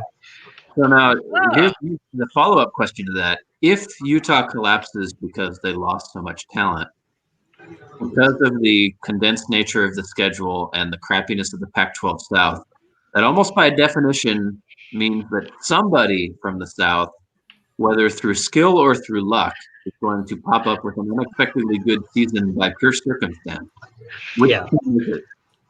Arizona. Arizona State. For the lulz, UCLA. Yeah, I'm worried that could be the case. That scares me. I mean, okay, if it's under those circumstances, that's the best, because then you see all of these little UCLA fans get hyped and think Chip Kelly finally delivered, and then in 2021 he crashes again. That's fantastic. I wish Bruins and Nation were still around just so I could see the meltdown. It's a long con, but it's worth it, dude. Is the nation ready to see a 6-0 UCLA team crash to 2-10 next year? Of course, the other possibility is that everybody in the South goes 3-4, and USC goes 5-2 or something. Yeah. Yeah. Going through my power rankings and stuff, that's what I'm predicting. I could see Arizona State coming through with a strong year in the South. I think so. I think Arizona State's a sleeper to win the Pac-12 South. I mean, I think they have the best quarterback in the South. Not Keaton Slovis? Keaton Slovis is like the easiest job in the Pac-12. Yeah. Throw it deep, and then someone will catch it. Yeah. It's the the early Stafford. Matt Fink came in. Matt Fink came in last year and beat Utah, just because he just threw it up to the USC wide receivers 10 times. Yeah. So I don't think it's hard to really measure the USC quarterback and think they're super good at what they do. What in God's name is this play? Oh shit! Oh, Sonny Dykes. Wait, is Sonny Dykes running a reverse? He threw to the quarterback, and he almost came down with it. Oh, Philly. This was crazier than the Philly special because it was like a fade. It was like a fade.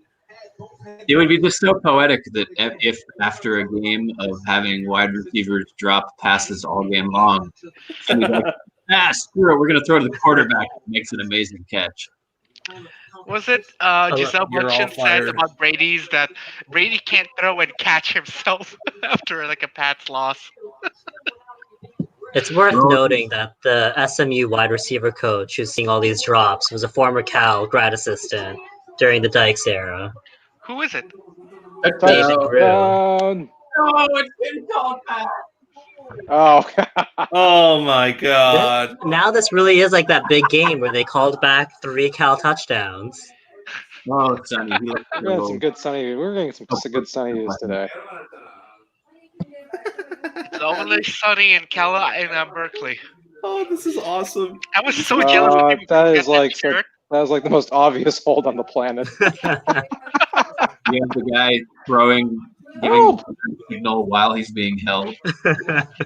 I'm being held. We have Sonny Dykes' 4th and 20 field goal kick coming up here. There might be the Vic and Wary highly improbable 3rd and 20 conversion. Oh no! Oh boy. Oh no. Oh. Nope. Never It's mind. all coming off. The wheels are coming off. Now, Nick, here's that useless field goal you called for. Will they go Wait, for seriously? it? I don't know. Will they? Are they staying on the field? I would run it all the way down because you don't really need time, you know. Yeah, no. You don't want to let Cincinnati score in a touchdown. That would ruin your deficit management. Oh, they're going for it. So close. And this game is officially no, it's not still not officially over. Nope. What do you mean? How is it not over? That was 4th down. They still have all 3 of their timeouts. It's not it's not probable, but honestly it's not impossible. It's just not likely either. I mean, this. So you can tell this is a Sonny Dykes football game because it's 28-13. This game has lasted 3.5 hours.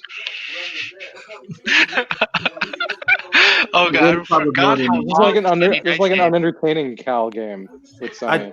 Don't remind me. I mean, I remember leaving the final press conference at Memorial, and it was past midnight. Wait, I how was long- watching those games on the East Coast, watching a 1-11 team. Don't fucking whine to me about midnight, Rob. I was watching the team in the stadium with like 500 other people in the rain as I senior year. I remember it was god. Oh no! Oh no! What happened? Oh, Sonny. Oh, Sonny. I'm mad you guys tell me because I don't have the game on. Oh, Sonny. This first play of the snap after Cincinnati gets the ball back. It's a QB draw, and he takes it for a touchdown. Update the scoreboard. Sonny. The score is now 34-13. It was one play, 91 yards. I mean, the Cincinnati leading rusher is the quarterback. So. Oh my god. Oh wow! Watch the safety on the replay. Totally. Yeah, he totally whiffed it. Once again, Sonny is going to say he needs better athletes for them to tackle better. Yes. And then they'll hire a defensive coordinator who turned them into a top 10 defense.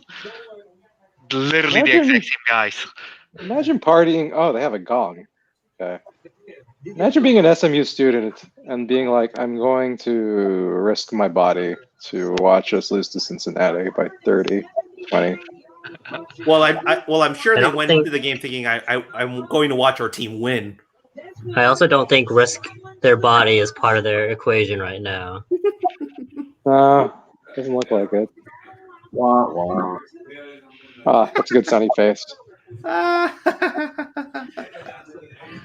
Is it wrong that I'm now anti-maskers? I would love to see Dykes' full expression. we can guess. Safety failure. Oh, we've seen it. Oh, 100%. We've seen the Dykes face. I think it's the quizzical face, like or the. No, it's the hands on the hips pouting. Is it the open mouth? Just a lot of open mouth. It's like It's the disbelief. Yeah. The one where he's looking at the scoreboard in disbelief with the headset in one hand. He's like not even listening to his coordinators anymore. Just F it. He's just confused why he's losing by so much. He's just like, my offense should have executed. Oh yeah, Nick, I'm now realizing the Cincinnati thing. This weird swaying? What is this? What is this? All right, gentlemen, with one final bizarre special teams arm swing, I am going to call this game done and call it a night. Yeah. Yeah. I think we could all call it a night. Same. Yeah, that was enough Sonny Dykes football for like the next couple of years. If Twist left, then there's no point in streaming. Yeah, We still have 2 people watching, so you know. Oh yeah, thanks for everyone who stuck through this pretty miserable football game. I'm not gonna lie, this is one of the worst football games I've spent time. But yeah, hopefully we'll have some Cal football for you in the next couple of weeks. We'll figure out if we're gonna stream next week. But yeah, if not, we'll see for Cal football in 2 weeks. Rob, you got podcast coming out? Yep, we got a prediction podcast coming out on next Monday or Tuesday, depending on when I finish the edits, and we should be good to go. Cool. And Nick, you got a column coming up on Monday. We will see you all on the Right for California site. And as always, go Bears. Go Bears. Go Bears. Avi assumes I have nothing to contribute. Everyone just leave.